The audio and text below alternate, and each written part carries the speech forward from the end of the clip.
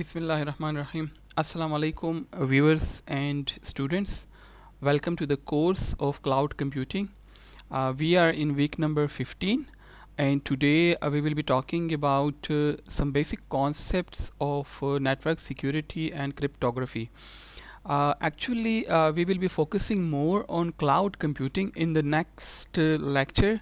But in order to understand the concepts of security related with the cloud computing, it is important for us to understand the basic concepts of network security and cryptography. So, in today's lecture, the focus will be on different aspects related with the network security, and one of them is the cryptography. We will be talking about it later in this session. So, let us start today's lecture with the introduction to network security. But before going to shed some light over the network security, it is important to understand what do we mean by being secure. या secure जब हम कहते हैं कि it is secure, so what does it actually means to be secure और something to be secure.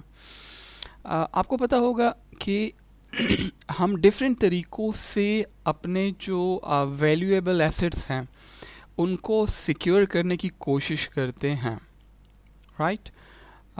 Starting from the very beginning of the times, लोग जो हैं वो अपने कीमती एसेट्स को वो ज़मीन के अंदर दफनाते थे.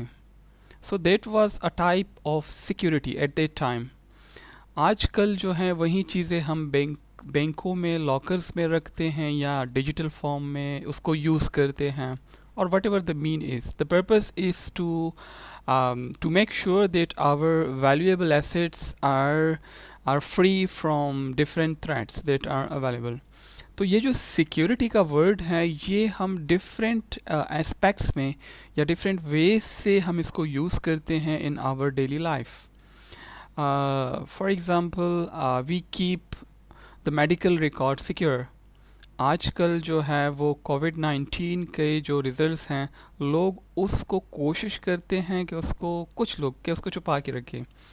Similarly, in foreign countries, it is very obvious that you will go for your routine examinations, and there are some tests जिसके रिजल्ट्स को जो है वो लोग कॉन्फिडेंशियल रखते हैं.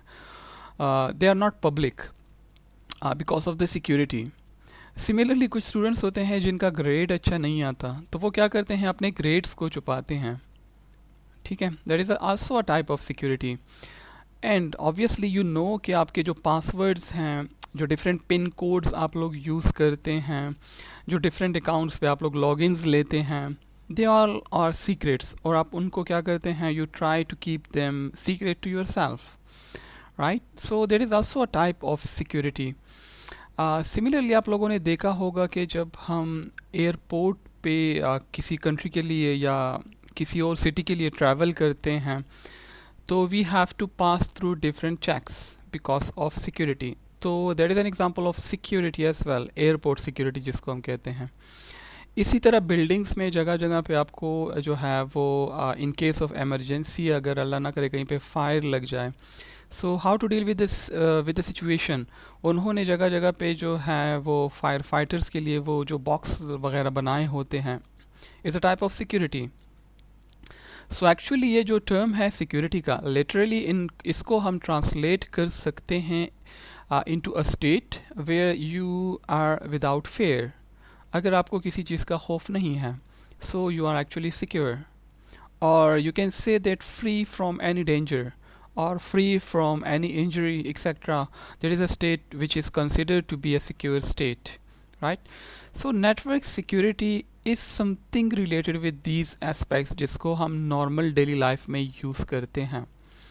Actually it is a process of taking prevention or preventive measures जिसके ज़रिए से हम अपने अंडरलाइंग नेटवर्क इंफ्रास्ट्रक्चर को सिक्योर बना सकते हैं. But the question is secure from what. So security can be in different aspects.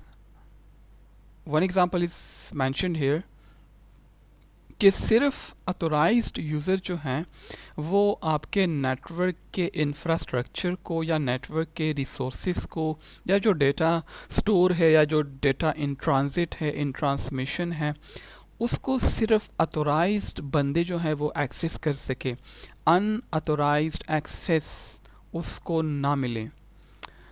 Somebody who is not authorized will not be able to access your network infrastructure or network resources or your data. That is one aspect. Another aspect is misuse of the resources, misuse of the infrastructure, misuse of the data.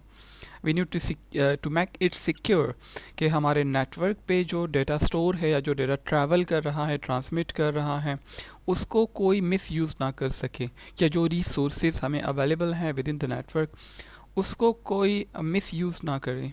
Similarly मालफेक्शन, इस तरह के आगे जाके हम बहुत सारे tools हैं जिनके ज़रिए आप डेटा को जो है वो डेटा की क्वालिटी को इफ़ेक्ट कर सकते हैं, या डेटा की अवेलेबिलिटी को इफ़ेक्ट कर सकते हैं, या डेटा के कंटेंट्स को चेंज कर सकते हैं जिसको हम मॉडिफिकेशन कहते हैं, और even you can destroy the data. Different types of attack are possible, right? Or even you can disclose the personal information to other person, जिस तरह वो विकी लीक्स का मसला था या जो पनामा लीक्स वगैरह का मसला था. So there is disclosure of information, confidential information to the general public. So actually जो नेटवर्क सिक्योरिटी का कॉन्सेप्ट है, it means that the actions taken to prevent और protect the underlying network infrastructure. और network infrastructure में आपका network आ जाता है, आपके नेटवर्क के रिसोर्सेज आ जाते हैं, डिवाइसेस आ जाती हैं, द डेटा जो कि कहीं पे स्टोर है या ड्यूरिंग ट्रांसमिट उसको हम सिक्योर बना सकते हैं. So all these aspects are related with the network security.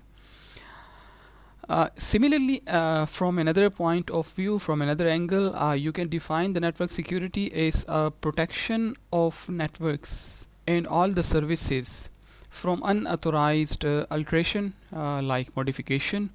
Destruction is like the जिस तरह यहाँ पे हमने देखा, disclosure as we saw above, and provision of assurance कि जो आपका नेटवर्क है it will perform in critical situations and it will have no harmful effect on the user nor on the employees. Sometimes there are situations, critical situations, जहाँ पे आपका network का जो data है वो अवेलेबल नहीं होता या उसमें बहुत ज़्यादा डिले आ जाता है due to different types of attacks. So अगर इस तरह की सिचुएशन है, इट्स मीन कि आपका नेटवर्क जो है वो सिक्योर नहीं है. You need to take some extra step to make secure your network. So network security means the protection of the network and their services from unauthorized access, from unauthorized modification, from unauthorized destruction of the data. अब computer networks में network को secure बनाने के लिए हम different steps ले सकते हैं. What are those steps? Some of them are familiar. For example, authentication is a type of security. जब आप कहीं पे लॉगिन लेते हैं किसी वेबसाइट में या कहीं पे एक डेटाबेस में आपका कोई अकाउंट है, वहाँ पे आप लॉगिन लेते हैं, और इवन यू कैन एक्सेस, जब आप अपना ईमेल एक्सेस करते हैं, so you are required to provide the ID along with the password. So there is a type of authentication to the system, to the server, to the service that you are going to access. इसके अलावा authorisation के ज़रिए हम network को secure बना सकते हैं. Authorization mean के whether a person is allowed to perform some specified actions or not. Like आप जो है किसी डेटाबेस में आपको जो है वो अथॉरिटी दी गई है कि आप डेटा को एक्सेस करके रीड कर सकते हैं, लेकिन आप उसमें मॉडिफिकेशन या अल्टरेशन नहीं कर सकते, डिलीशन नहीं कर सकते. So there is like authentication, authorization कि आप कौन सी चीज़ों के लिए ऑथोराइज्ड हैं. फॉर एग्ज़ाम्पल, आपका जो स्टूडेंट डेटाबेस है वहाँ पे आप अपनी अटेंडेंस चेक कर सकते हैं, अपना रिजल्ट चेक कर सकते हैं, फ़ी स्टेटस चेक कर सकते हैं, whatever it is, but you are not allowed to change the entries because you are not authorized. That is an example of security as well. इसके अलावा हम नेटवर्क को सिक्योर बनाने के लिए इंक्रिप्शन को यूज़ करते हैं। इंक्रिप्शन इज़ अ टेक्निक, अभी हम क्रिप्टोग्राफी में उसको पढ़ेंगे भी, जिसके ज़रिए आप डेटा को, इंफॉर्मेशन को, specially when it is in transmit form, in transmit state, आप उसको ऐसे फॉर्म में कन्वर्ट करते हैं जिसको अगर कोई अटैकर डिस्क्लोज कर भी ले तो ही और she would not be able to understand the contents of the message, the contents of the data, of the information.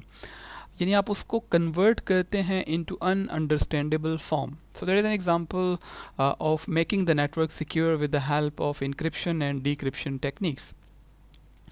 Similarly, we have another technique जिसको हम कहते हैं हैशिंग, और हैशिंग के ज़रिए हम कोई हैशिंग के एल्गोरिथम को यूज़ करते हुए एक नंबर जनरेट करते हैं, and that number is going to be like, and उसको हम यूज़ करते हैं for security purposes.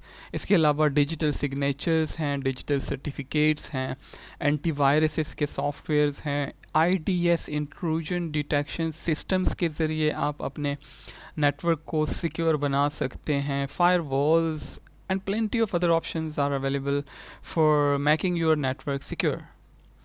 So based on this discussion, we can say that the security goals or the security services are actually is in the form of a triad, is like a triangle with 3 angles or with 3 corners.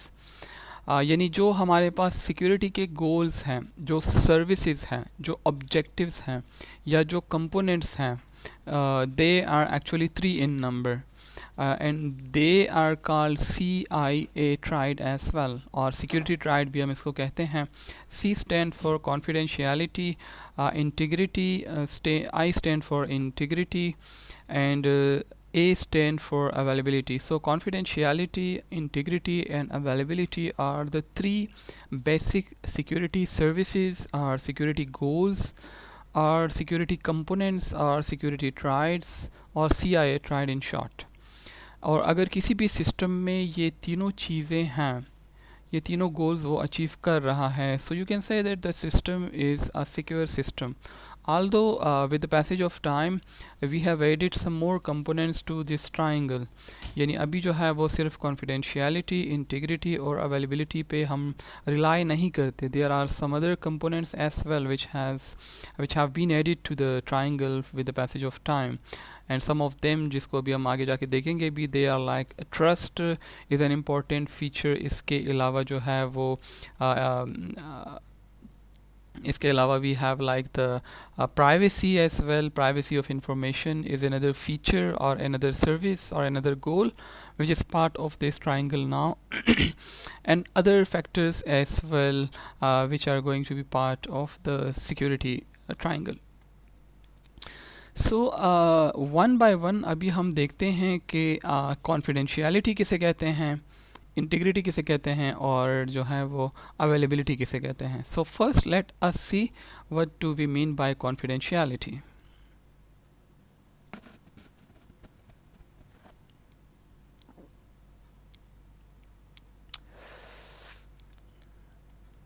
Okay, जो confidentiality है, it is actually one of the most common and one of the most important aspect of security. What does it mean? Actually, it is the concealment of information or resources. कि जो आपकी information है, only authentic और authorized person जो है वो उसको read कर सकता है. The person who belongs to the data with whom it belongs, सिर्फ वही जो है वो उस डेटा को रीड, राइट या अल्टर कर सकता है. आप लोगों ने अक्सर देखा होगा कुछ लेटर्स होते हैं. फॉर एग्ज़ाम्पल आपके डिपार्टमेंट का चेयरमैन जो है, उसका जो पीए है, जो भी लेटर चेयरमैन के पास आता है, the PA is allowed to receive the letter and check the letter before delivering it to the chairman. कुछ लेटर्स होते हैं जिनके ऊपर लिखा होता है confidential. Now the PA is not allowed to open the confidential letter because it is intended only for the intended recipient, and that is the chairman. So there is an example of confidentiality. Confidentiality in computer networks, it not applies only to the storage of information, but it also apply to the transmission of the information, because networks की जब भी हम बात करते हैं, so it mean connectivity, and जहाँ पे connectivity है वहाँ पे शेयरिंग ऑफ इंफॉर्मेशन होगी, और जहाँ पे शेयरिंग ऑफ इंफॉर्मेशन है वहाँ पे ट्रांसमिशन ऑफ इंफॉर्मेशन होगी, और जहाँ पे ट्रांसमिशन ऑफ इंफॉर्मेशन होगी वहाँ पे हमारे पास जो रिस्क हैं, जो थ्रेट हैं सिक्योरिटी से रिलेटेड, वो हाई है. सो कंप्यूटर के अंदर अगर डेटा स्टोर है उसको सिक्योर बनाना सिंपल है, लेकिन अगर ये डेटा ट्रांसमिट है हो रहा है over the internet, then during transmission data को कॉन्फिडेंट में रखना that is a bit challenging. So confidentiality आप सिर्फ स्टोर डेटा के ऊपर अप्लाई नहीं करते, we also apply over the data which is in transmit from one device or from one person to another person or another device.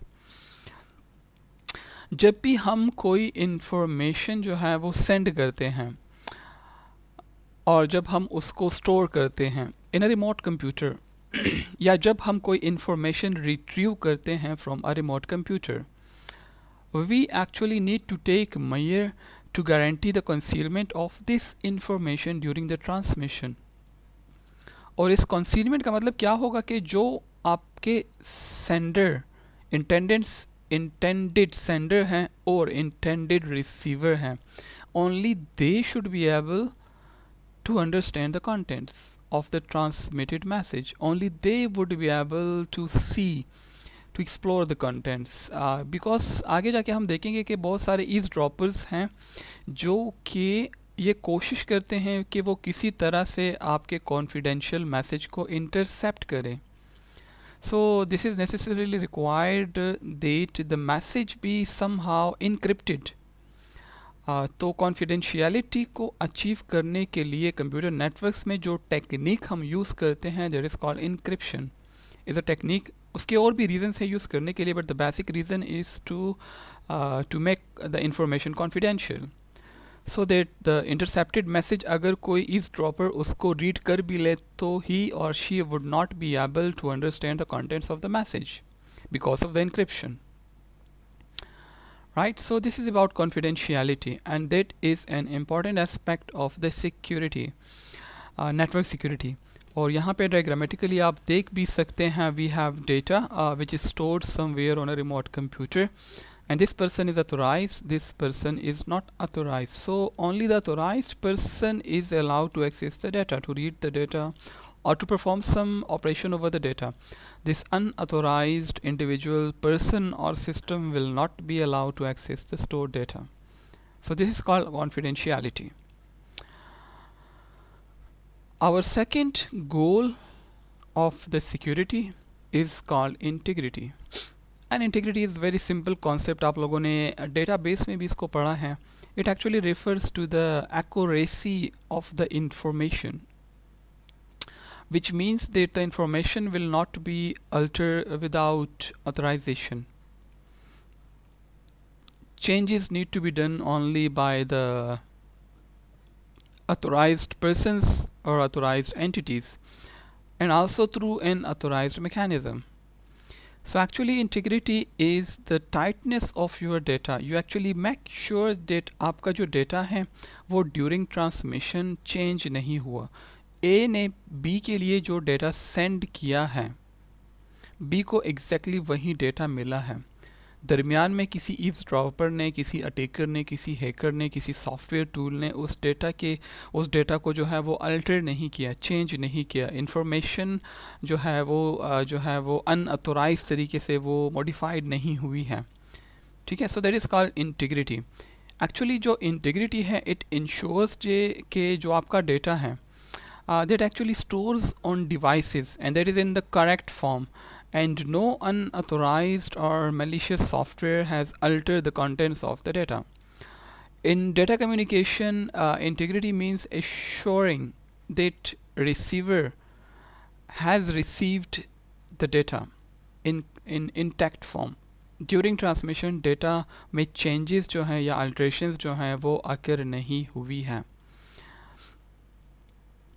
अब network security में confidentiality को तो हम इंक्रिप्शन के ज़रिए अचीव कर लेते हैं, डिक्रिप्शन के ज़रिए, क्रिप्टोग्राफी के ज़रिए।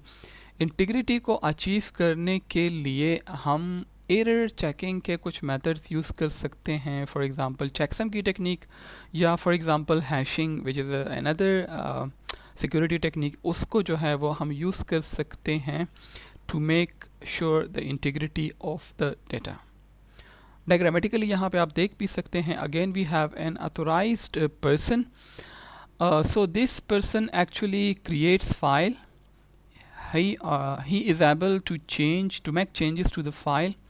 For example, उसके contents को change कर सकता है, even उसको फाइल को delete भी कर सकता है, फाइल को अपडेट भी कर सकता है। Whatever operation he would like to perform, he is actually authorized to do such operations, while an unauthorized person will not be allowed to make such changes to the data or to the information. So अगर ये situation है, so it means कि जो integrity का गोल है उसको आपका system जो है वो अचीव कर रहा है। So this is actually the second important security goal of the system of the network security. Moving forward, our third component of the CIA triad is availability. Availability, as the name indicate, it means that information should be available to the authorized user all the time.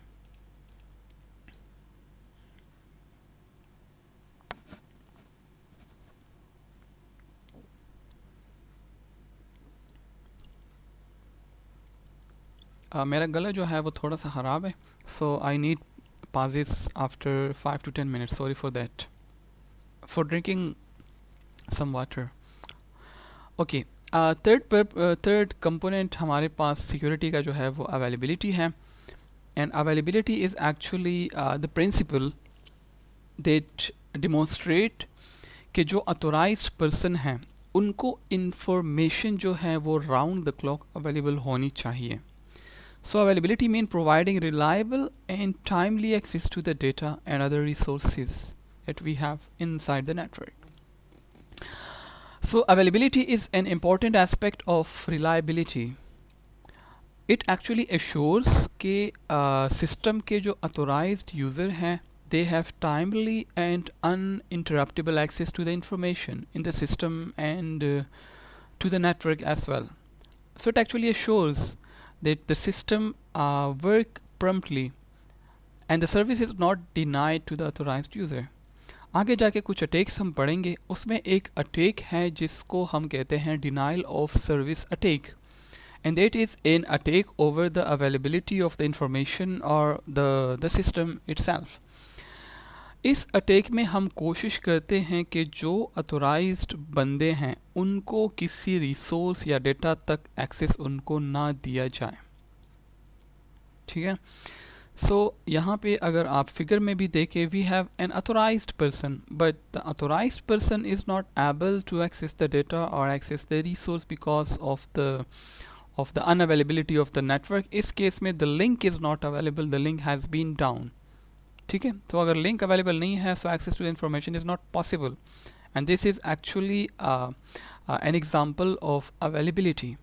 So availability is the third component of the information security, and it is actually it actually demonstrates that the information, the data, the resource, the system, the network itself should be available to the authorized user all the time. And it is actually an important aspect, an important component of reliability. If the information is available to the authorized user well in time, which means that the system is reliable. If access to the information is not available to the authorized user, so it is a problem, and the problem is related with the reliability. So at actually this aspect assures कि जो system के authorized user हैं they will get timely and uninterruptible access to the information in the system and to the network as well. Okay, so these were the three security goals or security objectives which any system need to meet in order to provide security.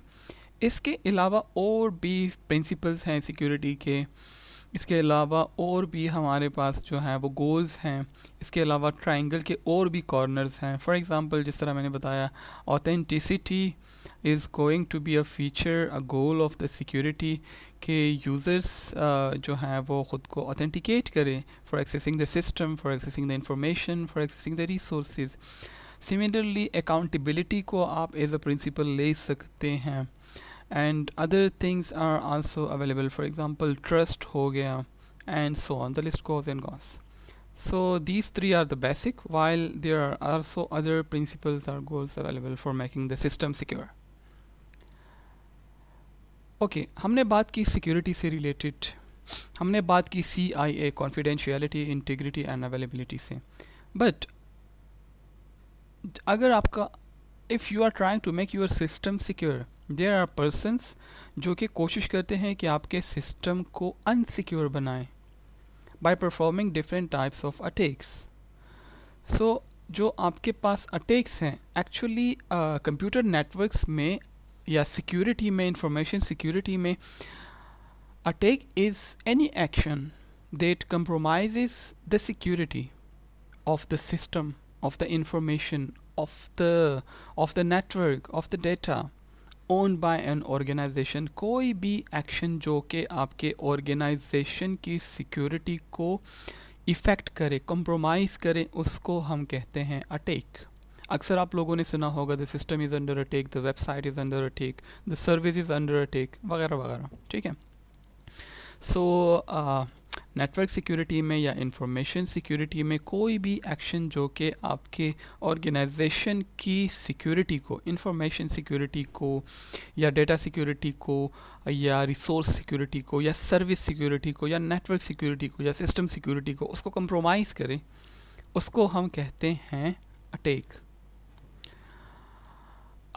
Network के जो attacks हैं उनको हम different तरीक़ों से classify कर सकते हैं। अ सिंपल अप्रोच इज़ के आप अटैक्स को 2 कैटेगरीज में डिवाइड कर लें। एक को हम कहते हैं passive attacks, while the second one is called active attack. This is a simple classification of the attacks. Sometimes the attack is going to be a passive attack, while other times the attacks are going to be active attacks. So दोनों attacks को हम one by one जो है वो अभी study करते हैं। So first let us see what is a passive attack. A passive attack is an attempt which is made to learn or make use of information from the system. However, it will not affect the system resources. It will not affect the data. It will not affect the transmission of the data.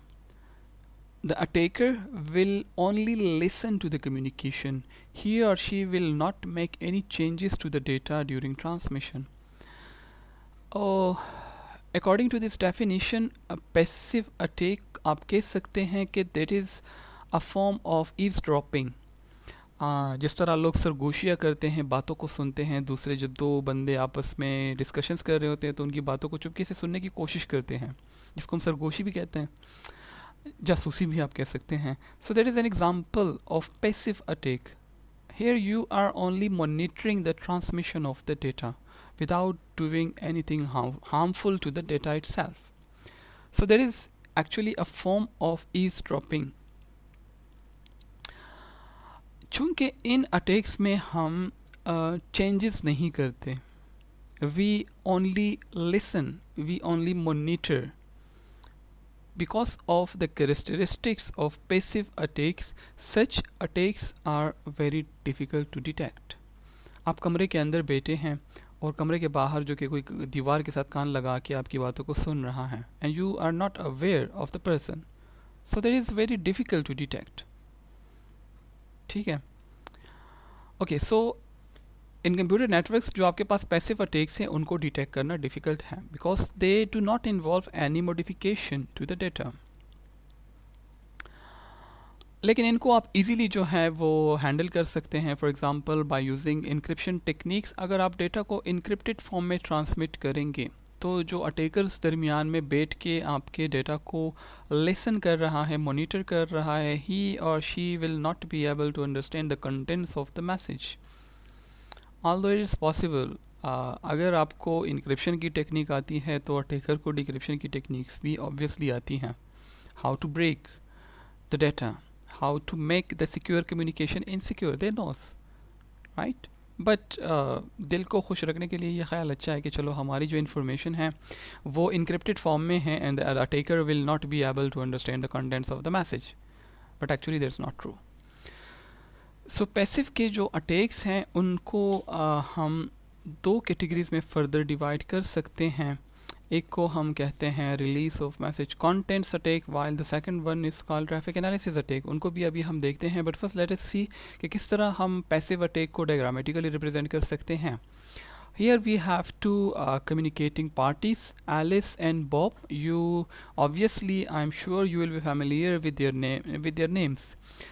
They are lovers, they are couples, they love each other, and they love to talk with one another, and they love to follow security principles whenever they talk over the internet, right? Because internet is unsecure. So Bob want to send a message to Alice, right? But we have a third person, an attacker, an intruder, an eavesdropper, and his name is Dot. और वो जो है बैठ के इन दोनों की communication को चुपके से सुनता है, मोनिटर करता है। So this is actually an example of passive attack.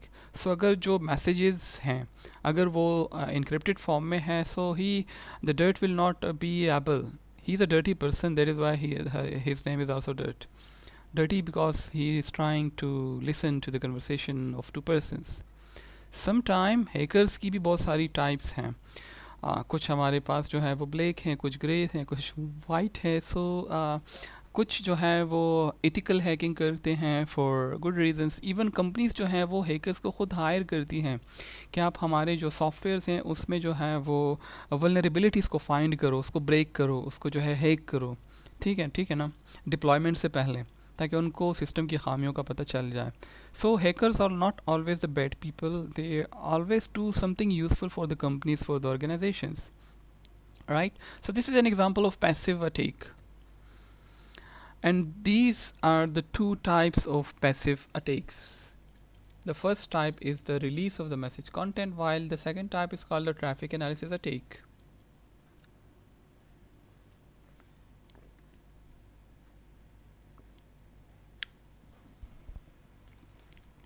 Okay, so again we have Bob communicating with Alice, and they are using the internet, and here the third person Dot is trying to read the contents of the message that the Bob sent toward Alice. वो इस communication को listen करने की कोशिश करता है, message के contents को रीड करने की कोशिश करता है। Such type of passive attack is called release of message content, ठीक है। Second type of passive attack is called analysis, traffic analysis attack. यहाँ पे ये जो हमारे पास थर्ड पर्सन ईव्सड्रॉपर बेटा है, जो अटैकर बेटा है, एक्चुअली ही वो मैसेज के कंटेंट्स को रीड नहीं करता। Actually he read the patterns of the message, patterns, right? For example frequency of a letter. Let's suppose Bob send a message to Alice, let us meet at 5 p.m. in Jinnah Park, right? So the person will try to find patterns of letters, occurrences of letters, frequencies of the letters in order to get meaning out of the message. So यहाँ पे actual contents को हम read नहीं करते, हम actually patterns को जो है वो read करते हैं, analyze करते हैं. Both these type of attacks are called passive attacks. Now the second category of attack is called the active attacks, and active attacks is actually an attempt to alter the system resources or affect their operation, or even read the data, or even alter the data, or even use the data for their own purposes. So actually ये जो type है attacks की, it will involve some modification to the data, right. यहाँ पे अब हम सिर्फ data को रीड नहीं कर रहे हैं, उसके कंटेंट्स को रीड नहीं कर रहे हैं, ट्रैफिक को सिर्फ एनालाइज हम नहीं कर रहे हैं, we are actually making changes to the data, right? So this is very dangerous if you are making changes to the data.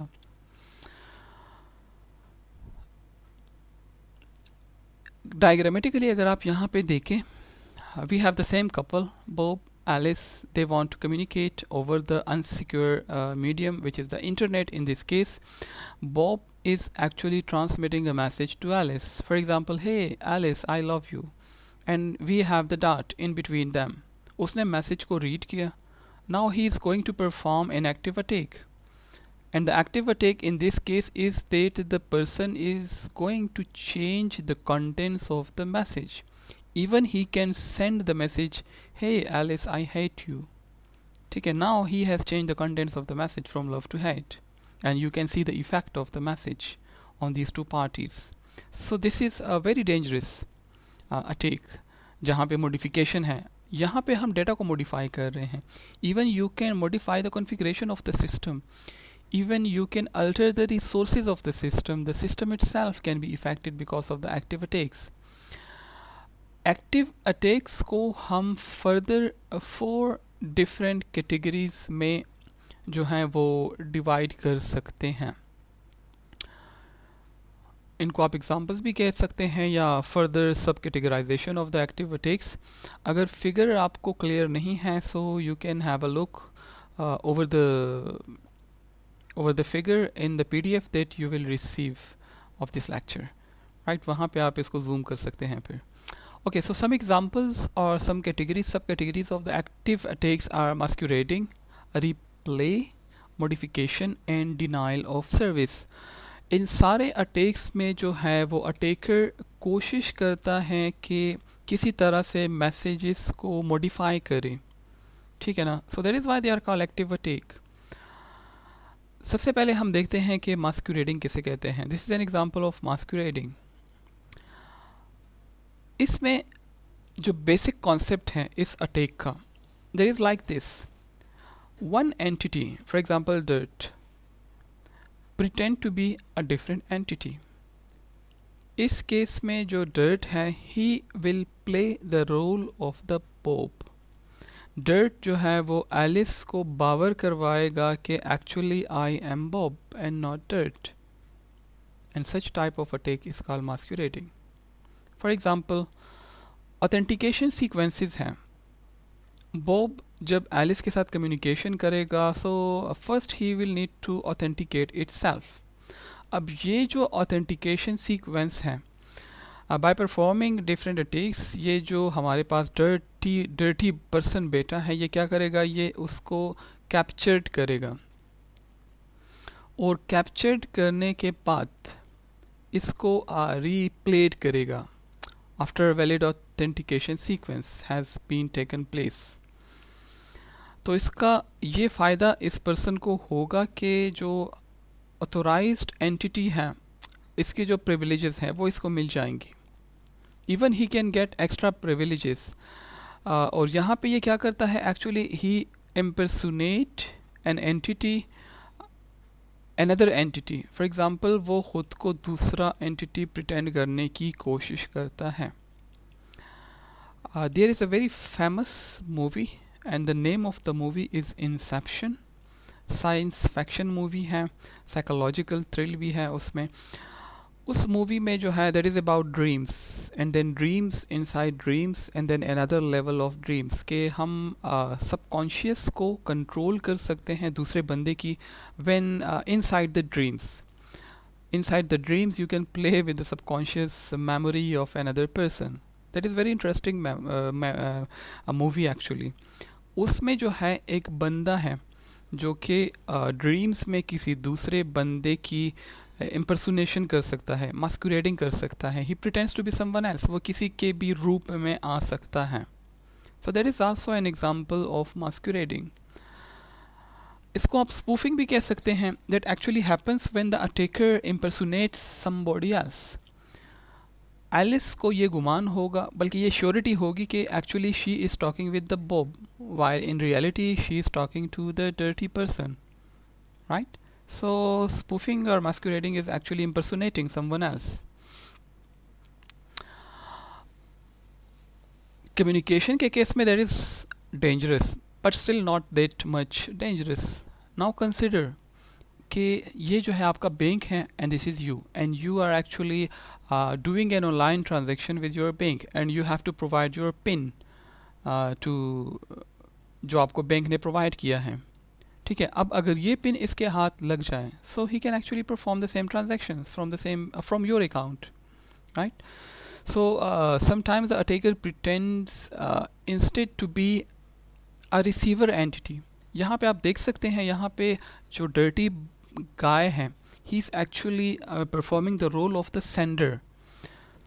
He can also take the role of a receiver. यानी यहाँ पे वो customer का role अदा कर रहा है. हो सकता है कि कहीं पे वो बैंक का रोल प्ले करे. कस्टमर को ये लगेगा कि वो बैंक के साथ कम्युनिकेशन कर रहा है, but actually he will be communicating with another person. ठीक है, सो ये सेंडर का रोल भी ले सकता है और ये रिसीवर का रोल भी प्ले कर सकता है. Second type of attack, active attack, is called replay attack. As the name indicates, it actually involves the passive capture of a data unit and then subsequent retransmission to produce an unauthorized effect. इस attack में जो आपके पास जो dirty गाय है, जो attacker है, he actually sends a data packet which was previously sent by some other user in the hope of reproducing the effect. इसीलिए जो आपको वन टाइम पासवर्ड या वन टाइम पिन दिए जाते हैं, वो इस अटैक से बचने के लिए दिए जाते हैं. ठीक है, अगर ये पिन फॉर एग्ज़ाम्पल बॉब जो है वो एलिस को कोई पिन प्रोवाइड कर रहा है और वो पिन उसको मालूम हो गया, सो लेटर ऑन इन दोनों की कम्युनिकेशन ख़त्म हो गई, but after some time he will use the same PIN to contact the user या कस्टमर या the bank, whatever it is the entity it is. He will try to use the same information, जिसको हम कहते हैं replay attack. So actually he obtain a copy of the message sent by a user and later he tries to replay the same copy to get the same effect, right? Financially अगर आप इसको देखें, so that is much more dangerous. यहाँ पे अगर आपने कोई transaction कर ली, अब बाद में ये बंदा उसी इंफॉर्मेशन को यूज़ करते हुए कोई और ट्रांजेक्शन कर सकता है. So actually the attacker intercepts the message and then later on he send it again to receive another transaction from the bank by using the same credentials. Our third example of this category is the modification attack. Modification, as the name indicates, alteration to the message, to the contents of the message. Here you are not actually using the same copy of the message, you are actually using a different copy, a modified copy, a modified version of the same message or the same information. Means that some portion of a legitimate message has been altered और that message are delayed और recorded और उसके बाद जो है वो उसको फिर यूज़ किया जाता है. सो यहाँ पे जो आपका डर्टी पर्सन बेटा है, जो अटैकर है, इट एक्चुअली आफ्टर इंटरसेप्टिंग और accessing the information, the attackers modify the information to make it beneficial to himself. For example, a very simple example again are related with the financial transactions. ये बंदा जो है सारी information Bob की use कर रहा है, but he is using his own account number in order to get the transactions from this bank. अब ट्रांजेक्शन जो है वो इसके यहाँ पे नहीं जाएगी. The transaction, who is going to be the beneficial? The dirty guy. So a customer sends a message to the bank for some transaction and later on the attacker intercepts the message and changes the type of information to benefit himself. ठीक है, by making changes to the message. And this type of active attack is called modification of a message. And finally, the last subcategory of active attack is called denial of service attack. As the name indicates, denial of service, it actually prevents the normal communication facilities. जो आपके पास authorized person है, he will not be able to access the services.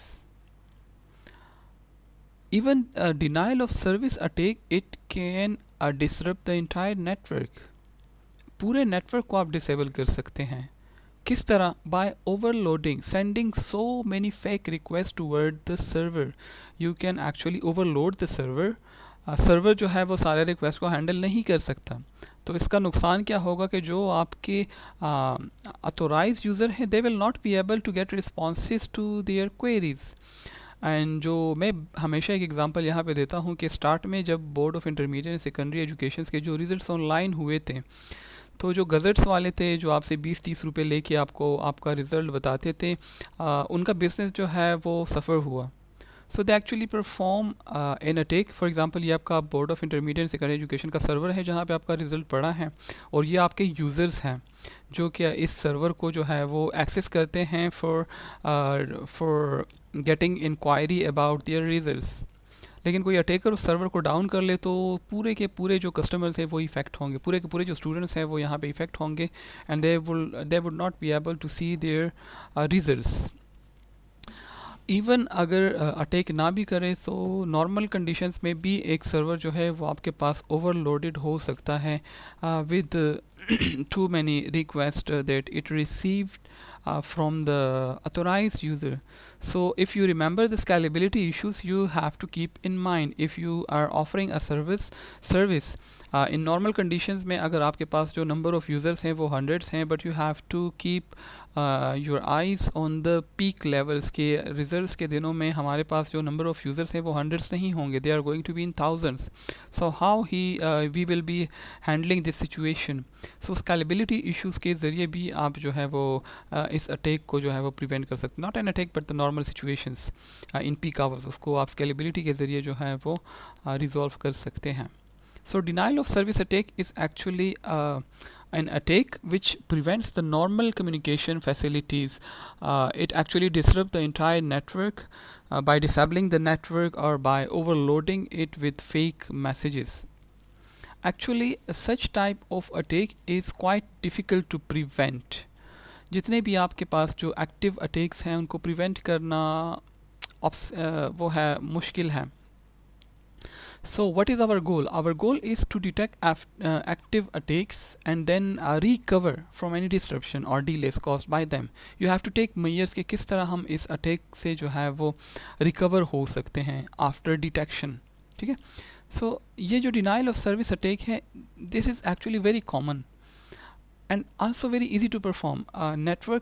Internet पे बहुत सारे tools available हैं जिसके ज़रिए आप इस अटैक को परफॉर्म कर सकते हैं. या तो पूरे नेटवर्क को आप डिस्टर्ब कर सकते हैं, या एटलीस्ट आप जो है वो स्लो डाउन कर सकते हैं, या कुछ टाइम के लिए आप सर्विसेज को भी इंटरप्ट कर सकते हैं. और इसको करने के लिए the attackers can use several strategies to achieve this goal. For example, he can send many bogus requests towards the server ताकि सर्वर को क्रैश करे because of the heavy loads. या जो है attackers might intercept and delete जो server responses देता है clients को in regard of the request sent by the client, उन रिस्पॉन्सेस को भी आप डिलीट कर सकते हैं. यानी सिर्फ रिक्वेस्ट पे आप अटैक नहीं कर सकते, आप रिस्पॉन्सेस को भी जो है वो डिसेबल कर सकते हैं. अब क्लाइंट जो है वो तो ये बिलीव करेगा कि सर्वर रिस्पॉन्ड नहीं कर रहा, लेकिन सर्वर रिस्पॉन्ड कर रहा है. वो रिस्पॉन्ड दरमियान में अटैकर बैठ के उसको क्या कर रहा है, उसको डिलीट कर रहा है. So you are not actually getting responses from the server, right, because of the third person, the attacker, who is actually deleting the responses from the server side. Okay, so this was something about security attacks. Now the services, security services, there are different services. एक terminology है network security में which is very common and that is called X.800, which actually defines the security services as a service provider by a protocol layer. आपको कौन सी services जो हैं वो मिल सकती हैं that ensure adequate security of the system or the data transfer. So X.800 में बहुत सारे सिक्योरिटी सर्विसेज जो हैं वो डिफ़ाइन की गई हैं. So actually a processing or communication service that enhance the security of the data processing systems and the information transfer of an organization, उसको हम security services कह सकते हैं. These services are intended to counter security attacks. जो attacks हमने पढ़ी उनसे बचने के लिए हमारे पास सिक्योरिटी सर्विसेज हैं. हर एक लेयर पे हमारे पास सिक्योरिटी सर्विसेज अवेलेबल है. एंड दीज सर्विसेज जिस तरह आपके पास number of attacks from time to time वो इंक्रीज़ हो रहे हैं, इसी तरह ये सर्विसेज भी फ्रॉम टाइम टू टाइम हमारे पास इंक्रीज़ हो रही हैं. The first service is called authentication. Based on the X.800 जो सिक्योरिटी के सर्विसेज हैं इनको हम 5 कैटेगरीज में या 5 सर्विसेज में डिवाइड कर सकते हैं. सिक्योरिटी गोल्स को हमने 3 कैटेगरीज में डिवाइड किया था. CIA, you will see we have like a duplication here, ठीक है ना. सो जो सिक्योरिटी के सर्विसेज है बेस्ड ऑन द X.800 हम सिक्योरिटी की सर्विसेज को 5 कैटेगरीज में डिवाइड कर सकते हैं. The first one is called authentication.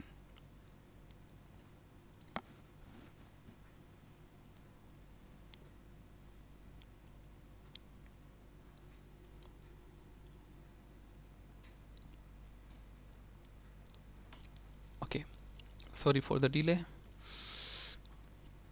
Authentication, a very simple example, उससे start लेते हैं. जो आप सिस्टम पे या मोबाइल पे लॉगिन लेने के लिए जो पासवर्ड देते हैं या फिंगरप्रिंट आप देते हैं या फेस रिकग्निशन जो आप यूज़ करते हैं या रेटिनल पैटर्न जो आप यूज़ करते हैं, whatever the method is, all these are example of authentication. So actually it is a concern with assuring that a communication is authentic. Mobile को कैसे पता चलेगा कि मेरा जो यूज़र है, मेरा जो ऑनर है वो वही है जो मेरा अपना है, who is authentic to me, ठीक है ना. नॉर्मल कंडीशन में हम फेस को देख के रिकग्नाइज कर सकते हैं हु इज़ हु. अब मोबाइल को कैसे पता चलेगा? ऑथेंटिकेशन मेथड्स के ज़रिए, right. So actually it will assure that a communication is authentic. The person who is using the device, who is availing the service, who is accessing the information, the system is authentic. So actually it assure that the recipient of the message, is actually authentic. Yeah, the receipt of the message is actually authentic. So user authentication is a fundamental block of any defense, of any security system. Message authentication is a procedure that will allow communicating parties to verify. यानी सिर्फ हम जो है वो entities को identify नहीं करते. We can also authenticate the message. और मैसेज को हम किस तरह ऑथेंटिकेट कर सकते हैं कि जो दो पार्टीज कम्युनिकेशन में इन्वॉल्व है, sender and receiver, they are actually authentic to one another. Sender is sender and receiver is the actual receiver of the message. अब इस ऑथेंटिकेशन के लिए हमारे पास डिफरेंट मेथड्स अवेलेबल हैं. The first method, a common one, a traditional one, is the password based authentication, and that is very simple, widely used method, and it is a defense against intruder. ठीक है ना. So the system actually यहाँ पे क्या होता है कि एक पासवर्ड होता है जो आपने सिस्टम में स्टोर किया होता है, एंड जब भी आप लॉगिन लेते हैं, पासवर्ड प्रोवाइड करते हैं, system actually compare the provided password with the previously stored password along with the username. So if the authentication is successful, you will be granted access to the system, otherwise the access will be denied. अब password को system किस तरह store करता है, that is another security issue. अगर आप password को plain form में स्टोर करेंगे, so that is not a secure way.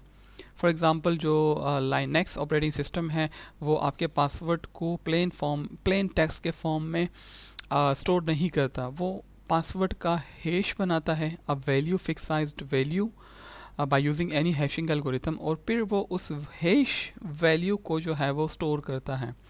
So like a double security check. Even अगर अनऑथोराइजली कोई आपके पासवर्ड को एक्सेस करे, so he will not be able to understand the contents of the password, what the actual password is, because it is stored in a hashed value form, not in the actual plain text form. So the traditional way of authentication is password based authentication. Similarly, we have a token based authentication. यहाँ पे हम objects अपने पास रखते हैं. One of the best example is the memory cards, या जो banks के जो कार्ड्स होते हैं, एटीएम या क्रेडिट या डेबिट कार्ड्स जो आप लोग यूज़ करते हैं. इसके अलावा जो मेट्रो के लिए जो कार्ड्स बनाए गए हैं, इवन फॉरेन कंट्रीज़ में बस में अगर आप ट्रैवल करते हैं तो उसके लिए कार्ड्स बने होते हैं. रेस्टोरेंट वाले अपने यूज़र्स के लिए कार्ड्स बनाते हैं, वगैरह वगैरह. सो उन कार्ड्स में क्या होता है, the cards actually store data in a secure code which can be read by a card reader. ठीक है ना, जो आपका बैंक का कार्ड है, that is actually read by the ATM machine and other machine installed at different shopping centers and different malls, so वो भी जो है वो एक्सेप्ट कर सकते हैं. so दो चीज़ों का होना यहाँ पे ज़रूरी है. फिज़िकल एक्सेस, फिज़िकल जो आपका कार्ड है, and you have to carry it along with yourself in order to provide the authentication process. So such cards are typically used with some form of pin code जिसको हम कहते हैं. एक आपका physical card हो गया और एक आपका लॉजिकल पिन कोड हो गया. दोनों का होना बहुत ज़रूरी है. ठीक है ना, जो है एटीएम मशीन है, आप कार्ड जो है उसमें इंसर्ट करते हैं, then you have to provide the pin code. Card है, पिन नहीं है, फिर भी मसला सॉल्व नहीं होता. पिन है, कार्ड नहीं है, फिर भी जो है आपका मसला सॉल्व नहीं होगा. सो दोनों का होना एक दूसरे के लिए ज़रूरी है. And that is an example of token based authentications. Similarly, we have biometrics authentication, and many ways are available for biometric authentication. One of the very first one is the facial characteristics. By using the facial characteristics, you can actually authenticate a person. Biometrics authentication systems जो है, they actually authenticate an individual based on his or her unique physical characteristics, जो कि हैं हर एक बंदे की unique होती है, like your fingerprints, like your hand geometry, like your facial characteristics, your eyes retinal values, iris systems. They are unique to each and every person and they can be used for authentications purposes. So facial characteristics के ज़रिए आप authentication कर सकते हैं. Traditionally fingerprint method is available.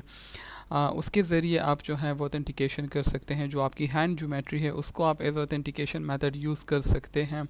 जो आपके eyes के retinal या आयरिस सिस्टम्स हैं उनके ज़रिए आप ऑथेंटिकेशन कर सकते हैं, वगैरह वगैरह. Other methods are also available. So this is the first security service which has been defined or recognized by the X.800 security services. Our second service is called access control. Access control, very simple to understand. You have to control access to the information or to the resource, to the system, to the network. So actually it is the ability to limit and control the access to a host system and to application and to data. और इसको achieve करने के लिए हर एक entity which is trying to gain access, they must first need to identify themselves, or in other words they need to authenticate themselves, right? So access control mean ke for example you are a user and this is a data, whether you are allowed to access this information or not. क्या आपके पास वो rights हैं जिसके ज़रिए आप इस information को access करने जा रहे हैं, या access के rights तो आपके पास हैं लेकिन modification के rights आपके पास नहीं हैं. So you will not be able to modify the data which is stored in the system, or you will not be able to make changes to the data. So this is something which is related with the access control, and this is another form of security services. यानी आप data access को limit कर रहे हैं. अगर आप access को limit कर रहे हैं, you are actually making your system more secure against different types of attacks. The third one is called confidentiality. Remember confidentiality, इसको हमने पढ़ा अभी. जो सिक्योरिटी के गोल्स हम पढ़ रहे थे वहाँ पे हमने डेटा कॉन्फिडेंशियलिटी के बारे में पढ़ा. कॉन्फिडेंशियलिटी इन नॉर्मल, तो अगर आप डेटा के ऊपर उसको अप्लाई करते हैं दैट इज़ डेटा कॉन्फिडेंशियलिटी, और अगर आप ट्रांसमिशन के ऊपर अप्लाई करते हैं सो transmission confidentiality etcetera. Basically it is the protection of the data from unauthorized disclosure, and this is the same figure. You see authorized persons will be able to access the resource while unauthorized person will not be able to access the data. And यहाँ पे जो आपका data है that is called data in rest because it is in stored form not in transmit form. तो जब आपका data stored form में है उसको हम कहते हैं कि the data is in rest form. So actually the protection of your data from unauthorised disclosure that is called the data confidentiality. But हम सिर्फ स्टोर रेस्ट डेटा को कॉन्फिडेंस नहीं रखते। Confidentiality is also the protection of the transmitted data. And normally हम passive attack को जो है वो डेटा कॉन्फिडेंशियलिटी के ज़रिए वो सिक्योर कर सकते हैं by using the encryption techniques.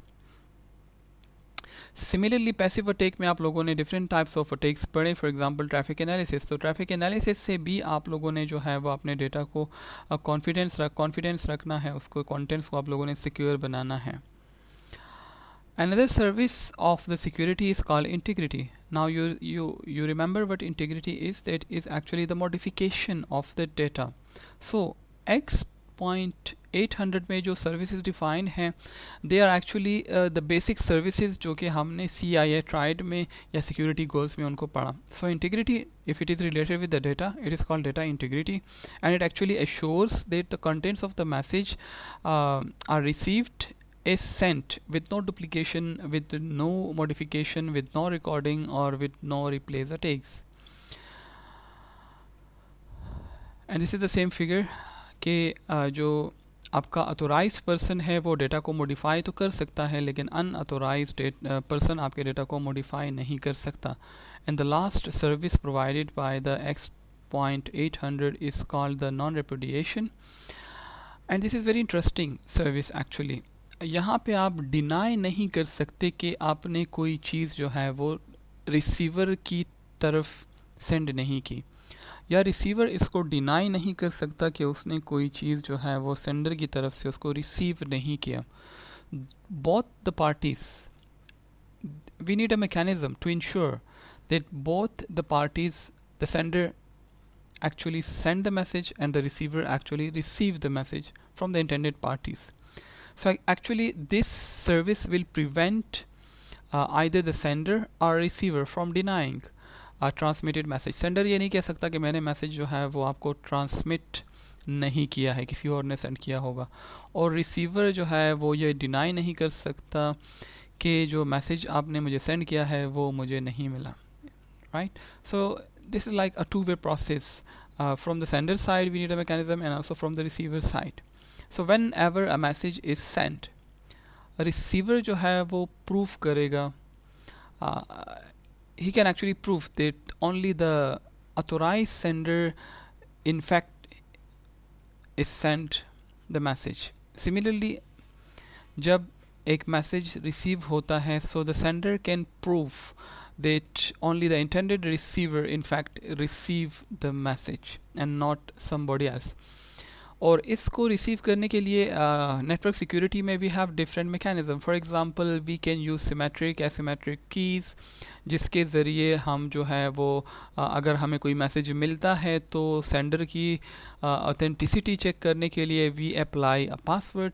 If the password, अगर उस पासवर्ड के ज़रिए वो मैसेज खुल जाए, so that is the guarantee के जो सेंडर हैं वो actually in fact the intact sender हैं। इसी तरह सेंडर भी रिसीवर की ऑथेंटिसिटी को पब्लिक और प्राइवेट कीज़ के ज़रिए वो वैलिडेट कर सकता है या चेक कर सकता है।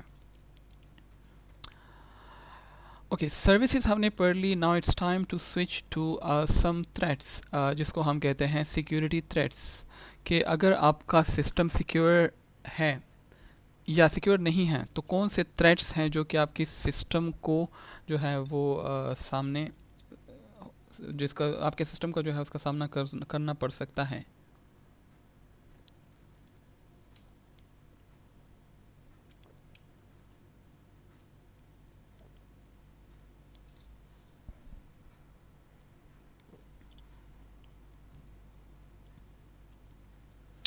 नॉर्मली जो आपके पास सिक्योरिटी थ्रेट्स हैं, we can divide them into two categories, general categories, फिर उसके दरमियान सब कैटेगराइजेशन भी है।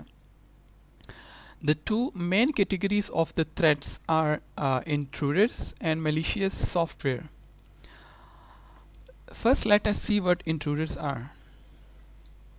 In security, network security, information security, data security, people who are nosing around places where they have no business.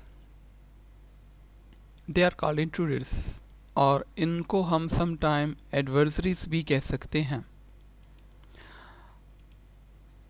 Information के साथ उनका कोई ताल्लुक नहीं होता directly, but they are trying to capture the information. They are called intruders. One of the most common threat to the security is from the intruders. और ये जो इंट्रूडर्स हैं ये आपके पास हैकर्स भी हो सकते हैं और क्रैकर्स भी हो सकते हैं. एंड देन फिर हैकर्स की फर्दर हमारे पास डिफरेंट कैटेगरीज हैं. We are not going into the details of the into the details of the hackers, their types and the crackers and their jobs etcetera. Okay, but they are threats to our systems because they can break into our system, into our information, into our data without our willingness. So the objective of intruder is actually to gain access to a system, or to sometime to increase the privileges that the person has. आपके पास data को read करने के privileges हैं, and then you try to increase your privileges कि आप data को modify भी कर सकते हैं. So actually make changes to the data, actually make changes to the system by gaining unauthorized access to the system, which is illegal, and that is the duty, that is the task performed by the bad hackers. इसी तरह cracking में जो crackers होते हैं they actually crack the softwares. For example आप पाकिस्तान में हम जितने भी सॉफ्टवेयर्स यूज़ करते हैं they are cracked versions, not the, उसको हम पायरेटेड भी कह सकते हैं. So they are cracked by using different methods. Some time जो हैकर्स होते हैं उनके लिए it is a challenge to break into the system security, to enter into a system unauthorizedly. Sometimes it is a hobby, sometimes it is a professional activity, sometimes it is for money purposes, sometimes it is for fame, to get fame. So different purposes हो सकते हैं hackers के. Sometimes जो attackers होते हैं उनके attacks के purposes भी डिफरेंट होते हैं, उनके डिफरेंट मोटिवेशंस हो सकती हैं. For example sometime they theft the information for making it public, for public awareness, for their own benefit, or sometimes they leak the information and send it to some government agencies. Sometimes they use it for vandalism, sometimes for even for terrorism activities, for cyber crime, sometimes for spamming, for frauding, or to expose the poor security of an organization, and sometimes for testing the big doors in the softwares developed, right? So different purposes हो सकती हैं in intruders की, different motivations हो सकती हैं. They can perform different attacks, and they knows how to break into the system. So you have to there is always a fight between the protectors and the attackers, right? So this is also a business as well.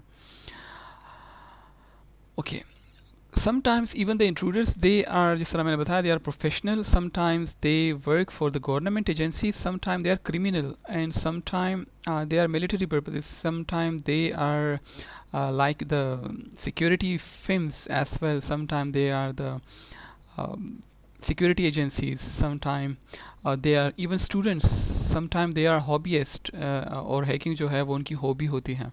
So different purposes and different reasons are there behind the intruders. So हमें जो threats हैं वो दो aspects से हैं, the intruders and the softwares, जिनको हम कहते हैं malicious softwares. And this is actually one of the most sophisticated type of threats to the computer networks and to the computer systems because of the softwares, right? आपको जो है वो कोई software आपको जो है वो प्रेजेंट किया जाता है कि this is something very useful, but when you install the software that is a malicious software, and it actually exploit the vulnerabilities in the computing system. So such threats which occurs because of the software, उनको हम कहते हैं malicious software, और in short malware भी हम इसको कह सकते हैं. So malicious software can be relatively harmless or may perform one or more of a number of harmful actions. Sometimes they are very dangerous because they can actually destroy your files, they can destroy your data, in the main memory or in the hard disk, or actually sometimes they will provide more privileged access to the unauthorized person, and sometimes they will even bypass the access control mechanism that you have deployed. And there are lots of softwares available, malicious software और malware softwares available, जिनको जो है वो attackers or even normal person use करते हैं in order to break the security of a system or of a network. So let us see some of the software, malicious software examples and their purposes. The first type of malicious software is called virus, and it is actually a type of malware that is capable of copying itself and capable of spreading itself to other computers. Normally जो viruses होते हैं दे एक system से वो दूसरे system में ख़ुद को कॉपी करते हैं, and that is the only way they spread over the network. They actually start with a single system and then they spread over the other systems. So actually they spread to other computers by attaching themselves to various programs and executable code जो कि users जो हैं launch करते हैं on one of these infected softwares. For example आपके very common आप जो USB use करते हैं एक सिस्टम में, और अगर उसमें वायरस है फिर आप दूसरे सिस्टम पे उसको यूज़ करते हैं, so the virus will spread to another system if the security mechanisms are not present at that systems. So they can also spread. That is not the only reason कि आप किसी portable media के ज़रिए virus को carry करते हैं from one computer to another. There are other sources as well. For example आप जो है कोई फाइल डाउनलोड करते हैं from the internet and then you are actually downloading a virus, hidden virus inside the file which can actually affect your data and your system. Right, so there is another way. इसी तरह आप जो है कोई code execute करते हैं और उस कोड के अंदर कोई वायरस होता है. इवन आपके पास जो माइक्रोसॉफ्ट ऑफिस के कुछ फाइल्स हैं जिसमें मैक्रोस वगैरह होते हैं, वहाँ पे भी वायरसेस के चांसेस होते हैं, वो खुद को अटैच करते हैं. So there are different categories of viruses as well. कुछ वायरसेस होते हैं जो कि फाइल से रिलेटेड होते हैं, some are related with the boot sectors, macro, source code, polymorphic viruses, encrypted viruses and so on. I remember one interesting fact here कि जो I'm not sure whether it is true or not, but एक theory है कि जो first computer virus था it was developed in 1986 and it was developed by two brothers and they were from Pakistan, Lahore. And their names were Basit Farooq Alvi and Amjad Farooq Alvi. And I saw one of the documentary on YouTube that is available. You can also see the name of the virus was Brain at that time. And actually they is considered to be the first computer virus which attack PCs. And that time जो operating system available था that was a Microsoft DOS operating system. और उन्होंने जो है वो अपने virus को जो नाम दिया था वो Brain virus था. Anyway, our second category of the malicious software is called worm. Actually, this is similar to virus in some aspect, but also different from viruses because it self-replicate and self-spread itself. Computer worms जो है अगर आप इसको compare करेंगे computer virus के साथ, तो जो मेन डिफरेंस है कि वॉर्म जो है they actually spread over computer networks by exploiting the operating system vulnerabilities. If you have vulnerabilities in the operating system and identified by the viruses, they would be identified by the worm, they would be able to spread themselves over the network. So worm typically cause harm to their host networks by consuming bandwidth and overloading web servers, just like the denial of service attack. bandwidth को ये consume करते हैं और जो आपके web servers होते हैं या दूसरी जो सर्विसेज होती हैं उनको ये ओवरलोड करते हैं. So the major difference between the two is that worms have the ability to self-replicate. Virus, you have to carry them, while worm, they can self-replicate themselves and they spread independently. जबकि जो viruses हैं they actually rely on human activities to spread. या आप किसी चीज़ पे click करेंगे या आप किसी चीज़ को डाउनलोड करेंगे या आप किसी पोर्टेबल मीडिया को जो है वो कंप्यूटर में प्लग इन करेंगे. Similarly we have another type of malicious software जिसको हम कहते हैं botnet. The word actually comes from two different words, boat and net. And boat is for robot, while the net is for network. So network robot. A bot net uh, is a network, such type of network जहाँ पे जो आपके पास computers होते हैं वो infected होते हैं, just like the zombies, right. zombies का इफेक्ट होता है, पता है ना. एक बंदा जो कि zombies में है, अगर वो किसी को टच करे, जिस तरह मूवीज़ में दिखाया जाता है, so it will also become zombie, part of the zombie family, right? So bootnet or botnet is actually a network of infected computers where the network is used by the malware to spread itself. So it is actually a collection of computers that are compromised. और इन computers को हम zombies भी कह सकते हैं because they are infected with the malware, and it actually allows the attacker to control them. Similarly, we have adware, and that is very simple. Adware जिस तरह नाम से जाहिर है, advertisement से ad जो है वो लिया गया है. It is actually a malware that automatically deliver the advertisement to the user. Sometime आपको पता होगा कि आप नेट पे ब्राउजिंग कर रहे हैं और साथ में मज़ीद विंडोज़ जो हैं वो ऑटोमेटिकली ओपन हो रही होंगी, या इवन उस पेज के अंदर आपको एडवर्टीजमेंट नज़र आ रही होंगी. सो adware, actually your system is affected with adware. That is why you are seeing unwanted advertisements, right?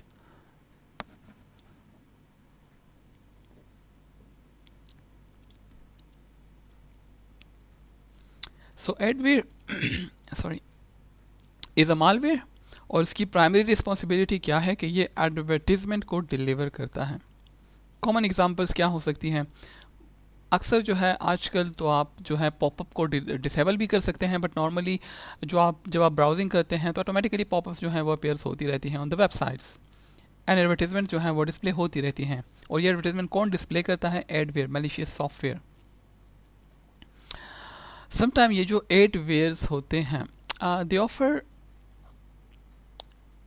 सम कुछ गेम्स हैं या कुछ सॉफ्टवेयर्स हैं, दे एक्चुअली उनका एक बिज़नेस मॉडल होता है, और वो बिज़नेस मॉडल एडवेयर का होता है कि जब आप सॉफ्टवेयर को तो फ्री में अवेलेबल होगा, गेम आपको फ्री में अवेलेबल होगा, लेकिन उसको प्ले करने के लिए, सॉफ्टवेयर को यूज़ करने के लिए you have to see the advertisement before.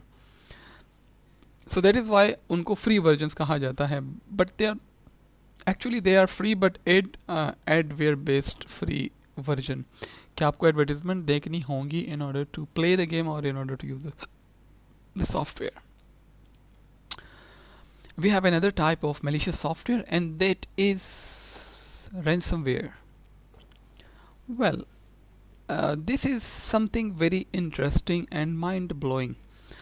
एक 2 हफ्ते पहले एक न्यूज़ चली थी कि जो हार्वर्ड यूनिवर्सिटी है, if I am not wrong, किसी ने उस पर अटैक किया है उनके डेटा के ऊपर. उनके जो कॉन्फिडेंशियल डेटा हैं, उनके कॉन्फिडेंशियल डेटा को लॉक किया गया है with the help of ransomware malicious software, and they demand I don't know $10 million or something like that in order so that they would be able to get their data back.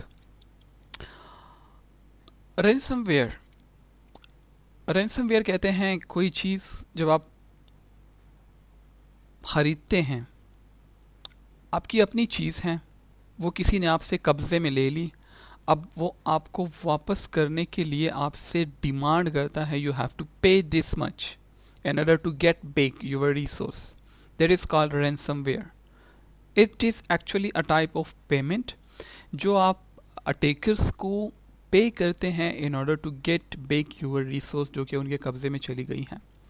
Normally आपका system, पूरा system जो है वो उसको जो है, let's suppose आप कि पूरे सिस्टम को जब आप स्टार्ट करते हैं तो वहाँ पे आपको एक मैसेज नज़र आ रहा होगा कि आपका जो सिस्टम है वो हमारे कंट्रोल में आ गया है.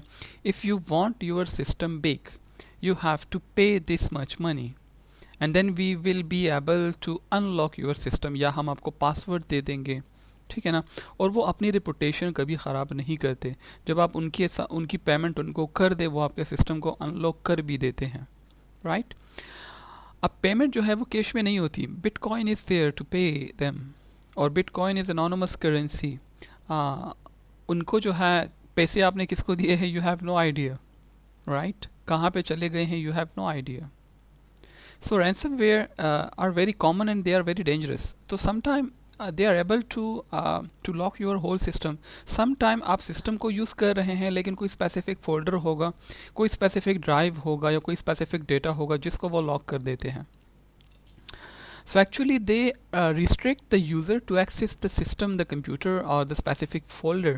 Either तो या तो वो फाइल्स को इनक्रिप्ट कर देते हैं ऑन द हार्डवेयर या उनको लॉक कर देते हैं या आपके पूरे सिस्टम को लॉक कर देते हैं और फिर वो आपको मैसेजेस डिस्प्ले करते हैं और वो आपको फोर्स करते हैं, यूज़र को फोर्स करते हैं to pay the malware creator to remove the restrictions and regain access to their systems, but that is only possible when you pay the ransom to them, the money to them. Actually ये जो ransomware है किस तरह ये spread होते हैं, so they actually take help from other sources. किसी worm के ज़रिए कोई फाइल आप डाउनलोड करते हैं इंटरनेट से या आपके नेटवर्क में कोई और वल्नरेबिलिटीज़ हैं, उनके ज़रिए आपके सिस्टम तक वो पहुंचने की कोशिश करते हैं and then they capture your system और capture your data. So this is something very dangerous. Rootkit, another category. It is actually a malicious software designed to remotely access or remotely control over a computer without being detected by the user or security programs. आप घर में बैठे हैं और अपने घर से अपने दोस्त के सिस्टम को जो है वो एक्सेस कर रहे हैं with the help of rootkit. जब आप रूटकिट को इंस्टॉल करते हैं, it is possible for the malicious party behind the rootkit कि आप रिमोटली फिर क्या कर सकते हैं, फाइल्स को एग्जीक्यूट कर सकते हैं, आप रिमोटली इंफॉर्मेशन को एक्सेस करके स्टील कर सकते हैं, आप रिमोटली सिस्टम की कॉन्फ़िगरेशन को जो है वो मॉडिफाई कर सकते हैं, आप रिमोटली सॉफ्टवेयर के में चेंजेस कर सकते हैं, सिक्योरिटी को चेंज कर सकते हैं, सेटिंग को चेंज कर सकते हैं और even you can install other malware as well. So rootkit की जो बेसिक साइको है वो अपने आप को हाइड रखता है एंड देयरफॉर इसकी जो प्रिवेंशन है, इसकी जो डिटेक्शन है या इसकी जो रिमूवल है वो सम टाइम डिफ़िकल्ट होती है. नॉर्मली कोई जब आप लेट सपोज अपने मोबाइल पे कोई एप्लीकेशन इंस्टॉल करते हैं तो उसका आइकन बन जाता है, आपको इन्फॉर्मेशन आ जाती है, यू कैन एक्सेस इट. लेकिन जो रूटकिट होते हैं उनका सच सेटअप नहीं होता, तो उनको डिटेक्ट करना, उनको जो है रिमूव करना, उनको उनसे प्रिवेंट करना अपने आप को, that is a bit difficult. Okay. और रूटकिट के लिए एक चीज़ है जो कि मेरे माइंड में आ रही है कि some time it is possible to do some manual attacks. आपके बिहेवियर को आपके फ्रेंड्स ऑब्जर्व कर रहे हैं and then they get a remote access to your system over the internet, over the cloud, whatever it is. For example आपका friend आपके साथ खड़ा है और आप उसके सामने अपना पासवर्ड जो है वो टाइप कर रहे हैं, आपकी स्पीड हाई है, लेकिन हो सकता है कि वो आपकी फिंगर के पैटर्न्स को देखे कि आप कौन से फिंगर को यूज़ कर रहे हैं और उस कम्बिनेशन के बेस पे वो आपके पासवर्ड को जो है वो स्टील कर ले. या हो सकता है उसने कहीं पे हिडन कोई कैम लगाया हो और वो आपके पासवर्ड को जो है वो स्टील कर ले.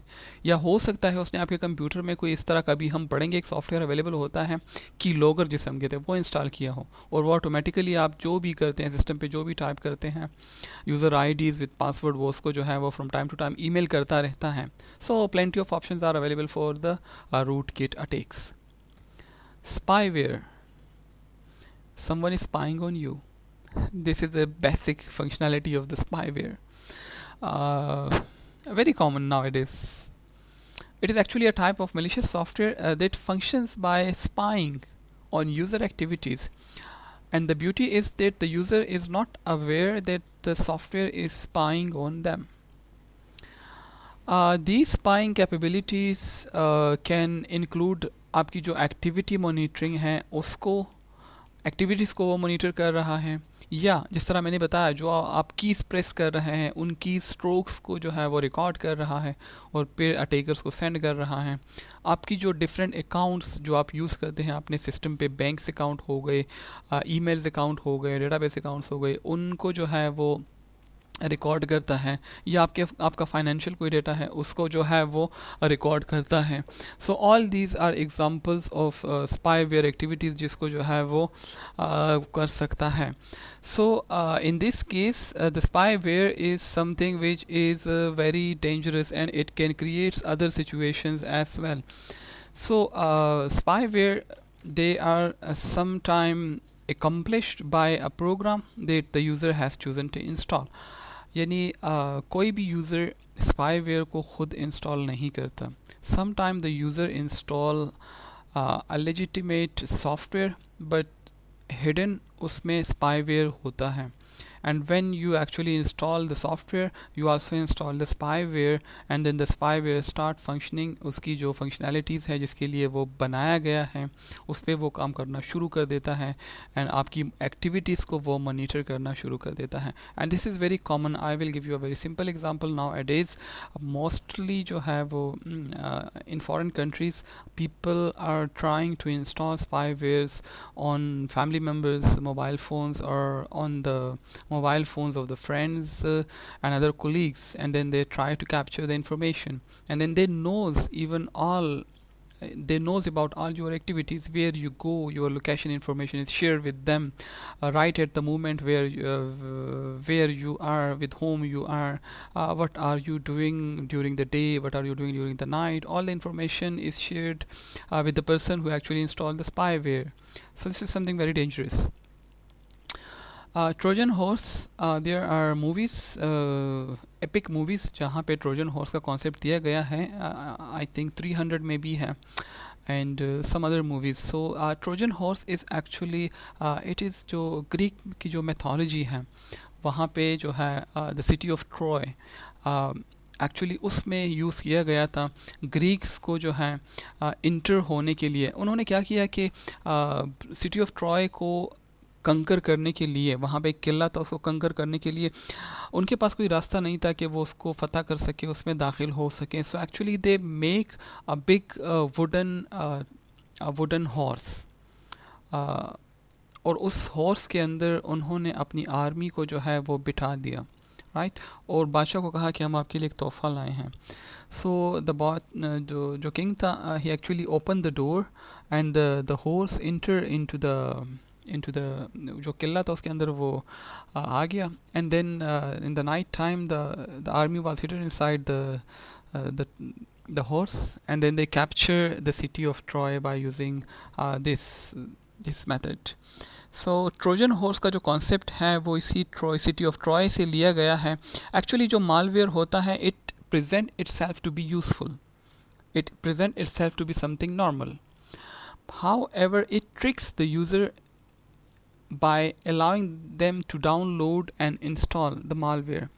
आपको स्क्रीन पे नज़र आ रहा होगा कि for example first shooter game, and when you download the game it is actually not the first shooter game, it is actually the Trojan horse hidden inside the first shooter game.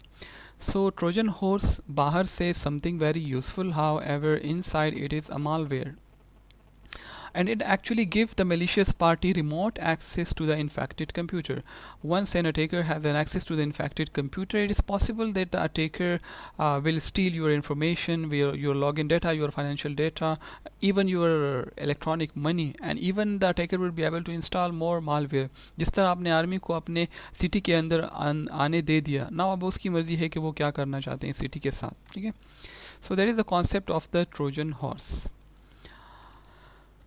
Another type of malware is the trap door. Actually, a small door in a wall or floor or ceiling of something that is used to gain access to the equipment, उसको हम कहते हैं trap door. Normally हम लोग जब घर बनाते हैं तो वहाँ पे कुछ trap doors रखते हैं, stores वगैरह में जो होते हैं.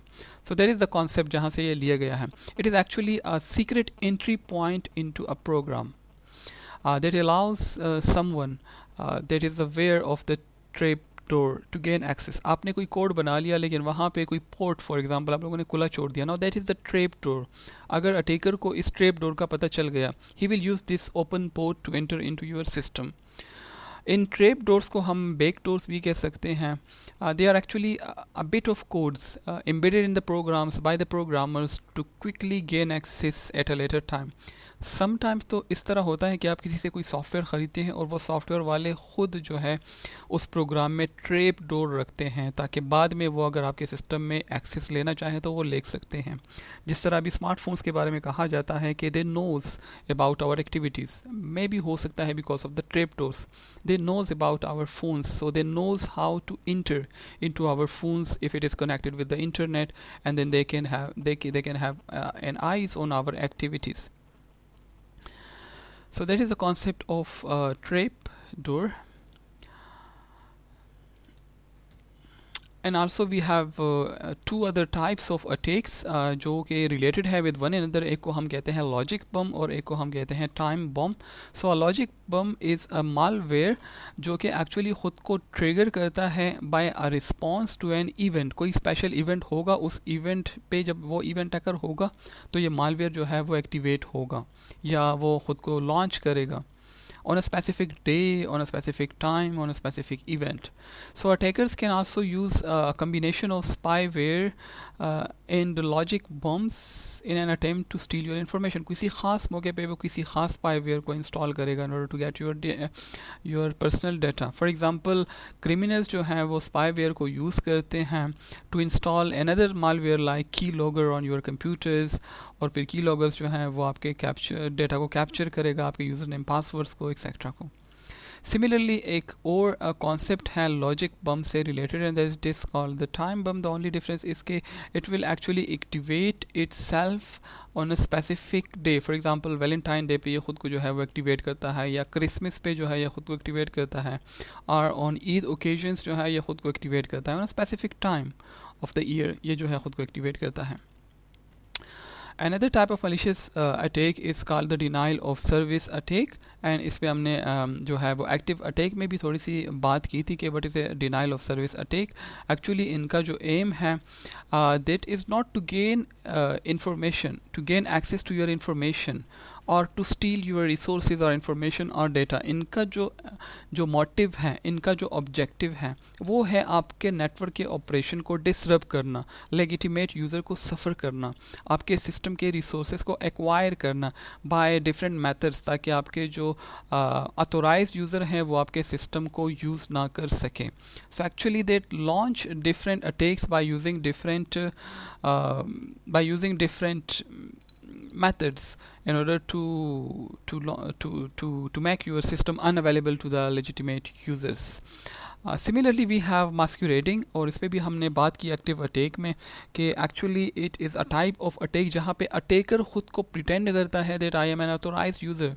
और इसकी मिसाल मैंने जो इंसेप्शन मूवी वाली दी, that is the best example. एक बंदा दूसरे बंदे की पर्सनैलिटी को जो है या उसके लॉगिन को यूज़ करता है in order to authenticate itself. Similarly we have another type of attack जिसको हम कहते हैं phishing attack. This is like phishing. Okay, so the word is like homophone for phishing. It is actually an attempt to obtain sensitive information. जिस तरह आपका user name हो गया, आपका पासवर्ड हो गया, आपका क्रेडिट कार्ड नंबर हो गया, etcetera. So I remember something. पहले जो है लोग याहू को बहुत ज़्यादा यूज़ करते थे, अभी जो है गूगल जीमेल को ज़्यादा यूज़ करते हैं लोग. जिस टाइम पे लोग याहू ईमेल सर्विसेज को यूज़ करते थे वहाँ पे ये फ़िशिंग का अटैक बहुत ज़्यादा कॉमन था. लोगों ने फेक लॉगिन स्क्रीन बनाए थे exactly same as the Yahoo home page, और लोग जब उसमें लॉगिन लेते थे तो एक्चुअली उनको लगता था कि we are taking login into the Yahoo server, लेकिन वो याहू सर्वर नहीं होता, वो फिशिंग वेबसाइट थी. That was exactly look like the original Yahoo login page. जब वो उसमें लॉगिन लेते, साइन इन का बटन प्रेस करते, तो एक्चुअली जो इन्फॉर्मेशन थी वो याहू के सर्वर को नहीं जाती, वो अटैकर को मिलती, user ID along with the password. So that was the best classical example of fishing. इसी तरह आप जो है वो हॉटमेल में भी स्पेशली जो चैटिंग का सॉफ्टवेयर उस टाइम पे यूज़ होता था, वहाँ पे भी लोगों ने फ़िशिंग के लिए बहुत सारे लॉगिन्स बनाए थे exactly the same way. So it is actually typically carried out by the email और इंस्टेंस मैसेजिंग. आप मैसेजेस किसी के साथ जो है वो चैट कर रहे हैं और आपको उसको कोई लिंक सेंड कर लें कि इस लिंक पे जो है वो लॉगिन ले लें, तो जैसे ही वो लॉगिन लेता है वो इन्फॉर्मेशन आपको मिल जाती है. That was a very common attack in those days. Okay. Similarly, we have the scareware. As the name indicate, it is not harmful. ये आपसे कोई चीज़ स्टील नहीं करता, आपकी पर्सनल इन्फॉर्मेशन आपसे नहीं लेता, ये आपके सिस्टम के रिसोर्सेज को अनअवेलेबल नहीं करता. Its purpose is to let you scare.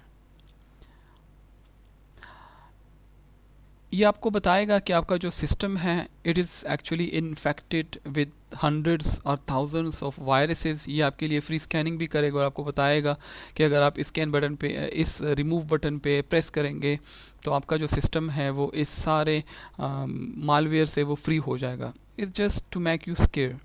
The idea here is to trick you into purchasing a bogus anti malware. कोई आपसे कहेगा कि हे समटाइम, अगर बिजनेस पॉइंट ऑफ व्यू से हम देखें, फ्री आपके सिस्टम को स्कैन कर लेगा और आपको बताएगा कि दिस मच वायरसेस और malwares are found. If you want to get rid of them you can download this software with this much, that is the price of the software. Actually there is nothing harmful in your system, but they will force you to buy their software in order to get rights of the fake malwares that they have displayed for you. So this is like cheating for the purpose of gaining money, and the purpose is to earn money, and the method is to let you scare, and the method is by cheating. Another malicious software is Keylogger. Very simple. It actually records the keys that you press on the keyboard and then record them, and if you are connected with the internet it will send to the stored email address of the attacker. ये आपके की logger जो है ये आपके keys को जो आप प्रेस करते हैं उसको रिकॉर्ड करता है, and then it is able to steal your information. For example अगर आप जीमेल पे लॉगिन ले रहे हैं तो की लॉगर ये भी रिकॉर्ड करेगा कि आप किस वेबसाइट पे कौन सी आईडी और कौन सा पासवर्ड जो है वो यूज़ कर रहे हैं. बट द क्वेश्चन इज़ कि how the attacker is going to install the key logger. या वो तो मैनुअली भी कर सकता है, किसी दूसरे फाइल के साथ इसको अटैच भी कर सकता है, आपको बाउंड भी कर सकता है, फोर्स भी कर सकता है कि आप किसी की लॉगर को जो है वो डाउनलोड करें. और it could be a Trojan horse, बाहर से कोई और चीज़ नज़र आएगी, अंदर से ये जो है की लॉगर होगी वगैरह वगैरह. ईज ड्रॉपिंग के सॉफ्टवेयर्स हैं. एक्चुअली ईज ड्रॉपिंग पे हमने बात की कि it is actually secretly listening to the private conversation between two person without knowing, कि उनको पता भी नहीं होगा. It is actually an unauthorize monitoring of the other persons communication. और एक्चुअली ईज ड्रॉपिंग लोग जो है वो टेलीफोन लाइंस पे भी करते हैं. सम टाइम अगर हम कंप्यूटर नेटवर्क्स की बात करें सो ईमेल्स पे आप कर सकते हैं, इंस्टेंट मैसेजेस पे कर सकते हैं, और other internet services. And the purpose of eavesdropping is to get clue of the private information like IDs, like password, like sessions, tokens, or other confidential data. So these were two different types of threats. The first was from intruders, and the second one is from malicious software. Now we are moving toward the last topic of this presentation, and that is about the cryptography. That is how you would make yourself secure. Mostly how you will make your data confidential with the help of cryptography.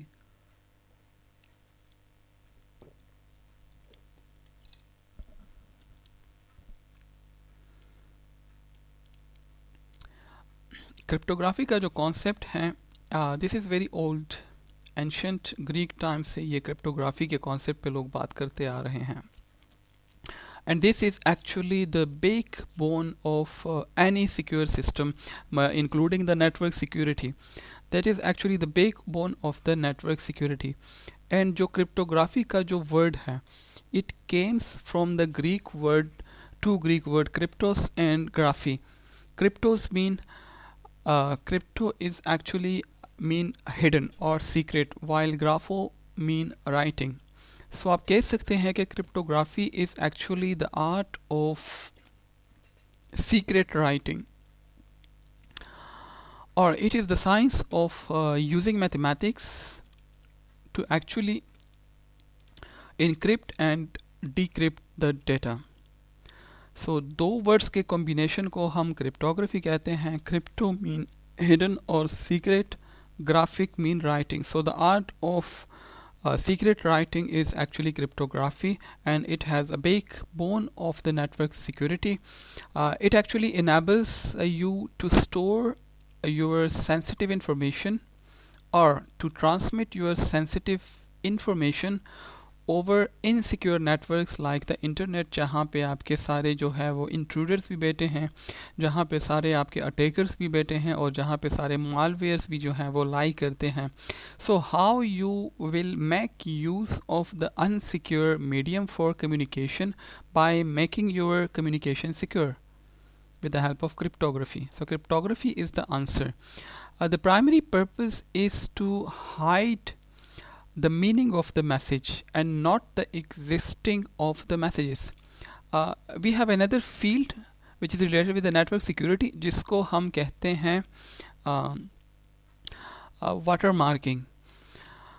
Watermarking is actually the science of hiding the information, while cryptography is the science of making hiding the meaning of the message. यानी attacker को message communication या transmission का knowledge होगा, but he और she would not be able to understand the contents.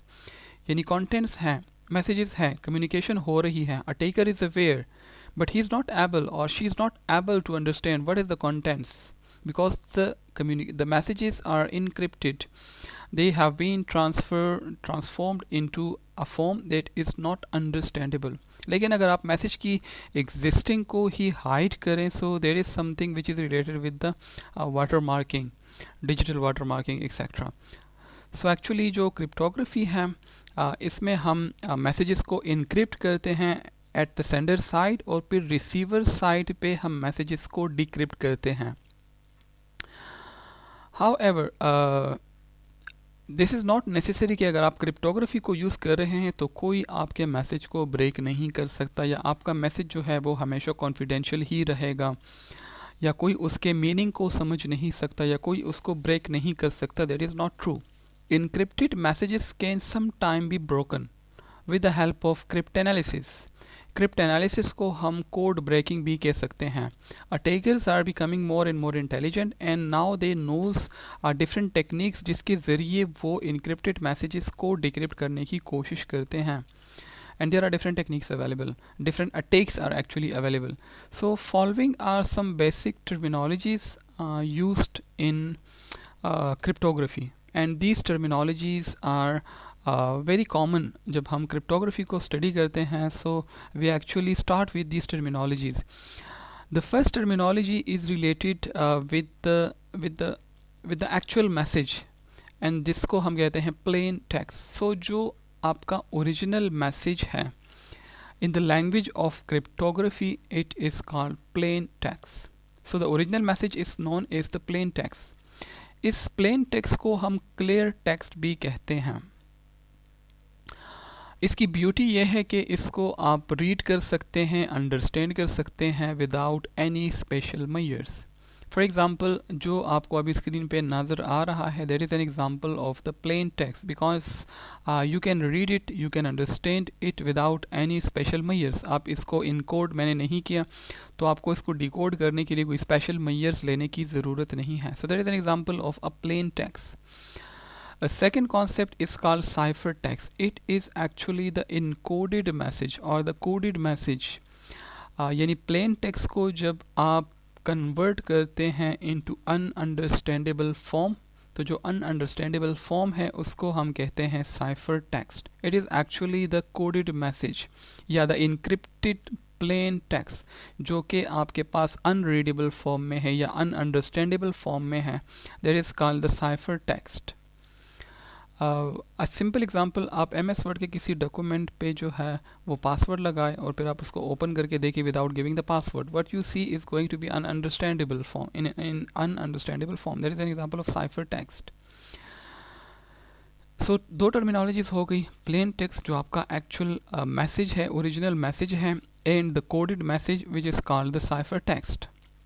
Now plain text को cipher text में convert करने के लिए we need an algorithm, and the algorithm is called the cipher.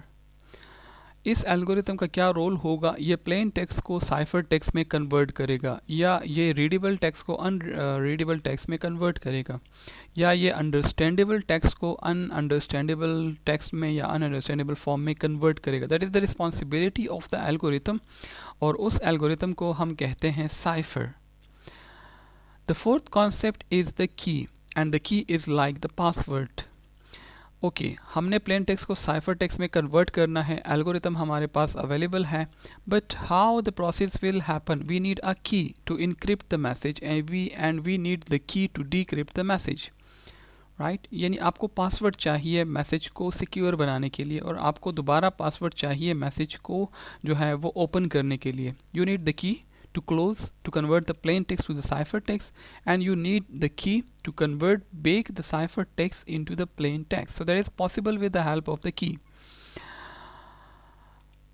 And then we have another topic, another concept related with the cryptography, and that is called the encryption. Actually, it is the process of converting the plain text to cipher text with the help of the algorithm and the key. इस पूरे process को हम कहते हैं encryption. यानी जब आप plain text को साइफर टेक्स्ट में कन्वर्ट करते हैं by using the algorithm with the help of a key, this process is called encryption. And we have the decryption. Decryption is opposite of encryption. It is the reverse process as the process of the encryption. यानी जब हम cipher text से plain text derive करते हैं with the help of the by using the algorithm and with the help of the key, the process is called decryption. Encryption को हम encoding भी कहते हैं और डिक्रिप्शन को हम डिकोडिंग भी कहते हैं, या इनक्रिप्शन को हम इनसाइफर भी कहते हैं और डिक्रिप्शन को हम डिसाइफर भी कहते हैं। Another concept related with the cryptography is called the cryptanalysis, and it is actually the science of analyzing and breaking the secure communication. As I mentioned कि जो attackers हैं still they get chances to decode the message without knowing the key, और इस field को हम कहते हैं crypt analysis, जहाँ पे आप सिक्योर इंफॉर्मेशन को एनालाइज करते हैं और डिफरेंट अटैक्स उसके ऊपर परफॉर्म करते हैं in order to break the secure communication even without knowing the key. जो सेंडर है उसको की का पता है, जो रिसीवर है उसको की का पता है, जिसको की का पता है वो मैसेज को इनक्रिप्ट भी कर सकता है और डिक्रिप्ट भी कर सकता है, लेकिन जो अटैकर है उसके पास की नहीं है। So how he would be able to derive the plain text from the cipher text by performing different attacks, and that field is called cryptanalysis, या इसको हम कोड ब्रेकिंग भी कहते हैं। And finally we have the cryptology, and cryptology is actually the study of both the cryptography and cryptanalysis, यानी किस तरह हम मैसेजेस को सिक्योर बनाते हैं और किस तरह हम सिक्योर मैसेजेस को ब्रेक करते हैं विदाउट नोइंग द की, that is called the cryptology. Now here is a graphical representation of the whole process, the whole entities and the whole steps involved. We have a plain text. इस plain text को हम क्या करते हैं, सबसे पहले हम by using an encryption algorithm जिसको हम साइफर कहते हैं, उसके ज़रिए and bye using the key, इन दोनों को यूज़ करते हुए हम प्लेन टेक्स्ट को कन्वर्ट करते हैं into cipher text. This is the sender which is Alice and he is the receiver which is Bob. Alice want to send a message, secure message to the Bob, and we have the Trudy, who is the intruder here, who is the hacker, who is the attacker, and he tries to conceal this information to break this secret communication without knowing the key. So sender side पे हम क्या कर रहे हैं, plain text को convert कर रहे हैं into cipher text by using a key and by using the encryption algorithm cipher. Receiver side पे we receive the message. The message is in encrypted form. ठीक है, this is the communication is over the internet. Internet is unsecure but the message is secure because it is in encrypted form. जो encrypted form है उसको हम क्या कहते हैं, cipher text या cipher text. So the cipher text is transferred over the unsecure medium which is internet. जैसे ही ये मैसेज रिसीवर एंड को मिलता है, now here we have again we need to use the cipher algorithm. Sending side पे algorithm को हम encryption algorithm कहते हैं, वाइल रिसीविंग साइड पे एल्गोरिथम को हम डिक्रिप्शन एल्गोरिथम कहते हैं. They are like reciprocal of one another. अब डिक्रिप्शन एल्गोरिथम के साथ we need the key to open the secure message, right? So here we are using again the algorithm, but this time the decryption algorithm and the key. The key belongs to Bob. जैसे ही वो की को apply करेगा, password को apply करेगा, he will get the plain text back. So this is the whole process. Sender side पे we are using the encryption algorithm and the key to convert the plain text to the cipher text, while at the receiver side we are using the decryption algorithm and the key to convert back the cipher text into plain text. So here we have the plain text, here we have the plain text, but during transmission over the internet we have the cipher text. अब अगर ये attacker इस message के contents को read करना चाहें, even अगर वो रीड कर भी ले, this is in ununderstandable form और अनरीडेबल फॉर्म, उसको समझ मैसेज के कंटेंट्स की समझ नहीं आएगी. अब ये क्या करेगा, he still able to perform different attacks. Analysis कर सकता है, पैटर्न रिकग्निशन वो कर सकता है, फ्रीक्वेंसीज लेटर की फ्रीक्वेंसीज को वो जज कर सकता है, डिफरेंट डिक्शनरी अटैक्स वो परफॉर्म कर सकता है, या कुछ और टेक्निक्स के ज़रिए वो इस सिक्योर कम्युनिकेशन को ब्रेक करने की कोशिश तो कर सकता है. But still we get a secure communication with the help of cryptography. And this is about message confidentiality. Only the intended sender and only the intended receiver will be able to read the message. Intermediate में जो भी बंदे हैं उनको जो है वो message के कंटेंट्स की समझ नहीं आएगी because it is in ununderstandable form. So this was about the cryptography, a basic concept, the backbone of the network security. अब जो हमने पढ़ा कि हमारे पास डिफरेंट अटैक्स जो है वो पॉसिबल है, और इस फील्ड को हम कहते हैं क्रिप्टोलॉजी या क्रिप्ट एनालिसिस और कोड ब्रेकिंग. सो कौन से अटैक्स हैं जो कि अटैकर परफॉर्म कर सकता है. We have 4 different types of attacks. इनकी डिटेल्स में जाने की ज़रूरत नहीं है, बट सिर्फ आपको इनके नामों का पता होना चाहिए कि हम जो है द फर्स्ट अटैक है जिसको हम कहते हैं non plain text attack.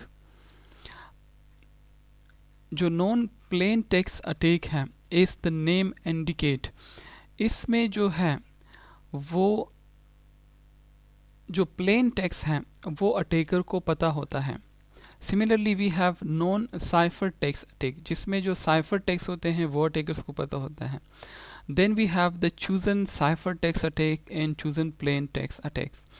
So different types of attacks are available, जिसके ज़रिए अटैकर्स जो है वो सिक्योर कम्युनिकेशन को ब्रेक करने की कोशिश कर सकता है. But this is something very technical, इसकी ज़्यादा डिटेल्स में जाने की ज़रूरत नहीं है, but still we have available different types of attacks. Okay, so in today lecture we talk about some basic concepts which are related with the network security. At the beginning of this lecture हमने generally security के बारे में पढ़ा कि security किसे कहते हैं, and then specifically we shed some light over the network security. फिर हमने देखा कि सिक्योरिटी के कौन से सर्विसेज हैं, या कौन से गोल्स हैं, या कौन से ऑब्जेक्टिव्स हैं, या कंपोनेंट्स हैं, या CIA ट्राइड किसे कहते हैं, या सिक्योरिटी ट्राइड किसे कहते हैं. और हमने देखा कि 3 बेसिक ऑब्जेक्टिव्स हैं, and that is why it is called CIA. C stand for confidentiality, I stand for integrity, and A stand for availability. And similarly मैंने आपको बताया कि these 3 are the basics. इसके अलावा हमारे पास और भी हैं. For example, we have the authentication available, we have the trust available, and we have the accountability वगैरह वगैरह. उसके बाद हमने देखा कि सिक्योरिटी अटैक्स हमारे पास कौन कौन से हो सकते हैं, उनकी कैटेगरीज क्या है। दो कैटेगरीज पे डिटेल से हमने बात की, पैसिव अटैक और एक्टिव अटैक। पैसिव अटैक्स को मज़ीद हमने टू कैटेगरीज में, सब कैटेगरीज में डिवाइड किया था। एंड दे आर के मैसेज कंटेंट्स को आप रीड कर सकते हैं या ट्रैफिक एनालिसिस आप कर सकते हैं डेटा के ऊपर। फिर एक्टिव अटैक में we talked about 4 different types of attacks. The first one was masquerading, the second one was replay, the third one was modification and the last one was denial of service attack। फिर हमने देखा कि security की services CIA के अलावा और कौन कौन सी हो सकती है, लाइक ऑथेंटिकेशन। फिर ऑथेंटिकेशन में कौन से डिफरेंट मेथड्स ऑफ ऑथेंटिकेशन हमारे पास अवेलेबल है, like the password based, token based, biometric based etcetera. And then access control, उसमें एक है डेटा कॉन्फिडेंशियलिटी है, डेटा इंटीग्रिटी है एंड नॉन रिपुडिएशन है। Then we talk about security threats, और दो थ्रेट्स पे हमने बात की, इंट्रूडर्स जो कि आपके पास हैकर्स हैं, अटैकर्स हैं, क्रैकर्स हैं। एंड देन मेलिशियस सॉफ्टवेयर जिसमें आपके पास वायरसेस हैं, वॉर्म्स हैं, बूटनेट है, एडवेयर है, स्केयरवेयर है, रैंसमवेयर है, रूटकिट है, spyware, trojan horse, trap door, logic and time bombs, denial of service etcetera. These were different threats. And then finally we saw के जो हमारे पास सिक्योरिटी, नेटवर्क सिक्योरिटी का जो बेक बोन है, जिसको हम क्रिप्टोग्राफी कहते हैं, वो किसे कहते हैं, how the concept has derived and what are the key entities involve in the process of encryption and decryption of data, जिसमें हमारे पास प्लेन टेक्स्ट है, साइफर टेक्स्ट है, एल्गोरिथम है इंक्रिप्शन का और डिक्रिप्शन का, कीज़ हैं जो कि हम यूज़ करते हैं for encryption and decryption and the sender and receiver side respectively. फिर हमारे पास इंक्रिप्शन और डिक्रिप्शन के प्रोसेसेस हैं, किस तरह अटैकर्स जो हैं वो कोड को ब्रेक करते हैं विदाउट नोइंग द कीज़, जिसको हम क्रिप्ट एनालिसिस कहते हैं। And then finally we have the cryptology। So this was about today's lecture। Next week we will be talking about security in the cloud specifically। अब आपका background जो है वो बन गया है। Now we will try to apply these concepts that we have learned in this lecture over the cloud security। Next lecture तक के लिए अल्लाह।